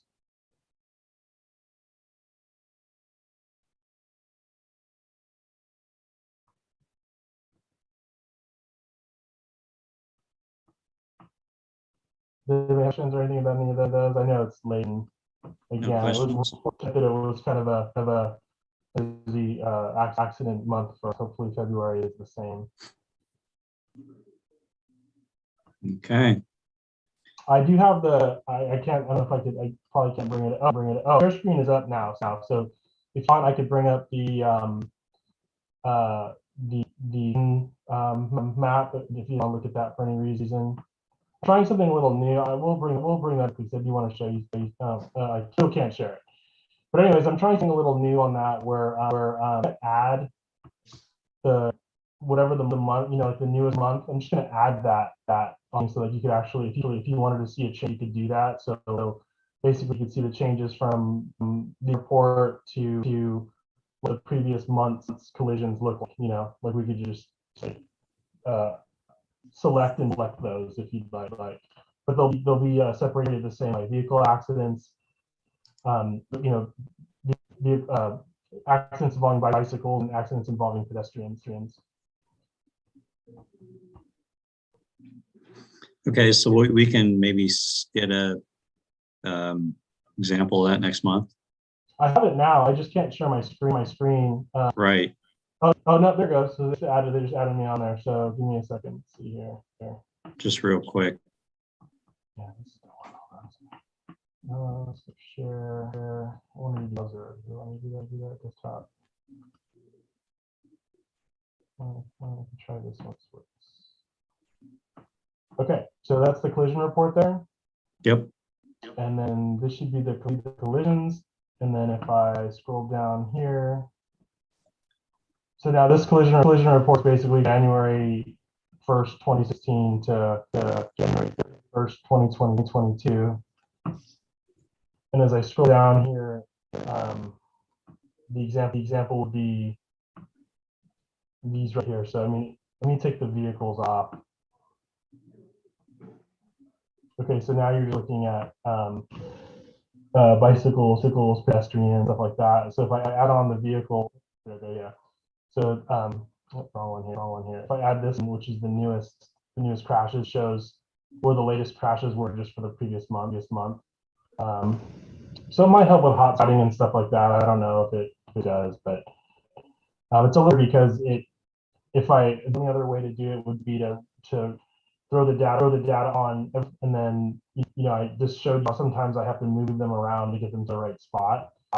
So that would make it so that shouldn't be as much of an issue. So we can hopefully have a little bit more accurate for our crashes. So if I just add them, by the month. So the next one here would be bicycle. These are not added yet. So that's the one that just the one bicycle that happened here. So any questions, anything you guys need that now? Just real quick, Sergeant. So the spreadsheet format is good. That's very helpful. Could we get a screenshot of this this map at the next meeting as well, so we can get some advanced look at this heat map or whatever you want to call it? I don't see an issue with that. I could figure out how to share it to the whole committee or something to where you could reference it. Yeah, that'd be good. I don't think that I just had to, as long as it's okay with long, I don't have a problem with it. Okay. I mean, it's publicly accessible data if you know where to look. Yeah. So, you shouldn't be able to have it. Okay. Okay, yeah, if we can browse it ourselves, if there's a link that we could browse the information ourselves, that'd be good too. Yeah, I don't see a problem with that. Okay. Okay, very good. All right, commissioners, any questions? Yes, Vice Chair Israelite, go ahead. Thank you so much, Sergeant Perna. I really like it when you hit that button and we could see where the last month's accidents were and where the last 2 months were. It really was helpful just to kind of get a feel of the pulse of what's going on. So that was awesome. Thank you. Okay, great. Anything else for Sergeant Perna? All right, seeing none. Put down your hand, Vice Chair Israelite. Sorry. Feel like John Travolta. All right, good. Let's move on. We're almost done. 7C Farmers Market, skip it. Nobody wants to talk about Farmers Market, right? I see no hands go up. Chair and Commissioner Communication. So I have a couple of announcements. Next month, Mr. Wong tells me that we are going to have a Brown Act refresher meeting with our city attorney. So he's going to provide an agenda and some materials so we all understand the Brown Act clearly and we can ask questions and things like that. So that'll be next month before our meeting, sometime before our meeting. The date is to be determined. We were requested to submit Form 700. You may have seen that in your inbox, your email. Mr. Wong or Ms. Brewer, did you want to say something about the Form 700? I thought there was something about a tutorial or something, some explanation on that. one of you two, Mr. Wong. Through the chair, I believe finance wanted us to do it online. There's going to be a link, and then that'll, yeah, they'll send it out. They've sent it out to some of us, but you can, they rather you prefer that than the hard copy. Okay. Okay. And then any commissioner communications? Commissioner Ng, go ahead. Oh, sorry, I was just gonna say on the last topic, I think there was supposed to be a follow-up email from the one that we got last week. They said you were supposed to expect a second one, but I haven't received anything yet. So I wasn't sure if anybody else had. I just got mine today. It took me like no time to fill it out, but I just got mine today to the Teaspoon email address. So you might want to check. It came from Stephanie or someone, but it still said in this title, it still said Netline or whatever. Yeah, because I was checking it even right before the meeting and even during the meeting, and I still haven't seen it yet. So we'll make sure you have the latest. Okay, thank you. All right. Anything else? Yes, Commissioner Israel. Sorry, I feel like I'm talking. I had no, you can call me Commissioner. I did have a communication with a resident, and it's late, so I don't really want to discuss it. Maybe we can discuss it next meeting, but I did say that I would bring it up. There are several neighbors. The neighbor who reached out to me is Ted Temple. He lives on Adeline across from Sisters of Mercy. And there have been some serious problems with speed on Adeline, and cars have gotten clipped, and they've reached out to Mr. Sy, and they feel like, they maybe aren't getting heard about this thing that's very, very important to them. And I have to say that I live right off of Adeline, and I do see it myself. Cars just whipping at pick up and drop off.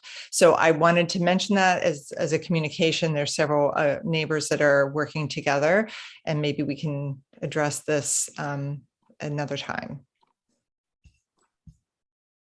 Through chair, I will. Yeah, go ahead, Mr. Wong. I will check in with Sergeant Brennan. We'll see if we get some target enforcement out there. That's where we usually always start too, especially if we can identify the time, as you said, pick up and drop off times. So. Okay. All right, any other commissioner communication? Committee reports. 8A, Burlingame Avenue Safety and Access. Commissioner Lee, you want to take that? Oh, I could take it. We did meet. Go ahead. You take it. We did meet. We discussed things. We came up with a list of ideas, things that we want to study, and we're going to go over the list with Mr. Wong and try and prioritize stuff and see where we spend most of our effort, and bring those things back to the commission as necessary. BPAC. Leon Rebellos, already discussed. Okay, and then one other thing I was talking about with Vice Chair Israel is the BIS traffic and safety that has been done in the past. Vice Chair Israel, did you want to speak to that? Whether you feel like enough work was done there, or if we need to reconvene a committee to study that further? I do. I think that it would be really helpful to have a new subcommittee, committee for BIS school safety to sort of continue work on the safety audit that we did, and work on the consultants' plans, work with the city staff to help move that along, because it wasn't really completed. There's still work that needs to be done, and it needs to be implemented in some way. And I think we can help the city staff so that it's not, we can do some of the work so that it's not all on their shoulders. So I think, do I have to make a motion to? No. Okay. No. I think it would be good to restart that particular committee. As chair, I can make that happen. And I can also ask for volunteers or assign people. Commissioner Israel, Vice Chair, and Commissioner Ng. All right, excellent. Thank you for volunteering. I already promised the vice chair like 2 meetings ago, so. Thank you. Actually, yeah, I think that'll be really good. Just my observation, seeing cars flying all over the place when I was sitting on the corner of Davis and Marco Polo today, yeah, I'm sure we need to study it further. So look forward to what you all come up with after studying that area. Okay. Thank you. You are very welcome. Future agenda items. Mr. Wong, is there anything in the hopper? Nothing that I know of yet. Our director's on vacation this week, but we'll talk and see if there's anything he needs to be put on there. I don't think there is. Again, those bike boulevards, that's gonna go to council. The stop signs you approve will be going to council at some point, so we've got that. And the one thing we may is, once the grant gets a little closer, we may try to bring you, just to give you an update on those locations. Again, like we talked about, like, here's what we're planning on doing at these locations. This is the type of improvement for those quick builds, just to get that on there. But other than that, I will talk to you in 2 weeks, probably before that, but when we meet 2 weeks, we'll have a better idea, because I'm sure something will come up. Well, commissioners, what are your thoughts? Agenda topics for next month? We have our priority list. Go ahead. Is there any follow-up on any of the projects that we had talked about, like Broadway and the name of the street? No, California, my mind's fried. Broadway in California, or like the Oak Grove intersection that we talked about. I mean, is that ready to be presented, or is that still cooking? The Oak Grove intersection, it's still cooking, because last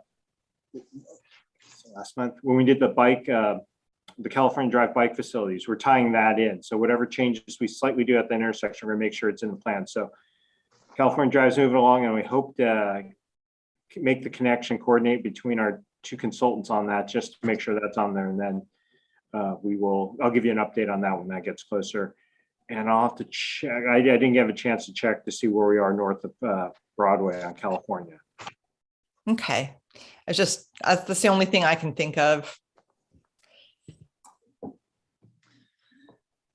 All right, well, we have our priority list, and I did have one go back to chair's communication. I met with the mayor and I spoke with him for about 45 minutes. I did give him our priority list. He was happy to see that we're being proactive, and I extended our teaspoon hand and said, we really do want to hear from council members and the mayor on concerns that they have with regards to the purview of our commission. And he said he would take that message as well as our priority list to his colleagues on council. And so we may, get their flow down from their constituents or their concerns, things that we can look into and work on. Commissioner Lee, your hand is up. Yes, thank you, Chair. I was thinking we could circle back to the area that's we had a presentation on a few months ago about Burlingame Avenue over by the tennis courts. What's going on with that project? It'd be nice to get a refresher, see what's going on. Yeah, well, we can try to show you something, but again, with council, they approved. We got directions to move forward with the design that we proposed to you folks, and so we're just getting that towards so we can get the plans and specs and start building and get our funding back. So yeah, that's where that one's at. No, it's similar to California Drive. They're kind of similar timelines, and they're both grant funded. So so the only other thing that I had that I need to reach out to Commissioner Bush, since we did a proclamation for Commissioner Wetton, Chair Wetton tonight. Commissioner Bush, I did not get feedback from him when I reached out to him, but I'll reach out to him again, and I would like to acknowledge his efforts as well to this commission for the 3-4 years that he was on. I think he was elected, reappointed once, so it was more than 3 years, might have been 4 or 5 years. So that could be a topic for March as well. Okay. Anything else? No. All right. I feel like an Olympian. I hope you all do too. Like a triathlete. Triathlete. Apologize. We really didn't think it was going to go this long when we planned the agenda, but it was good discussion tonight. And my brain's saturated. I hope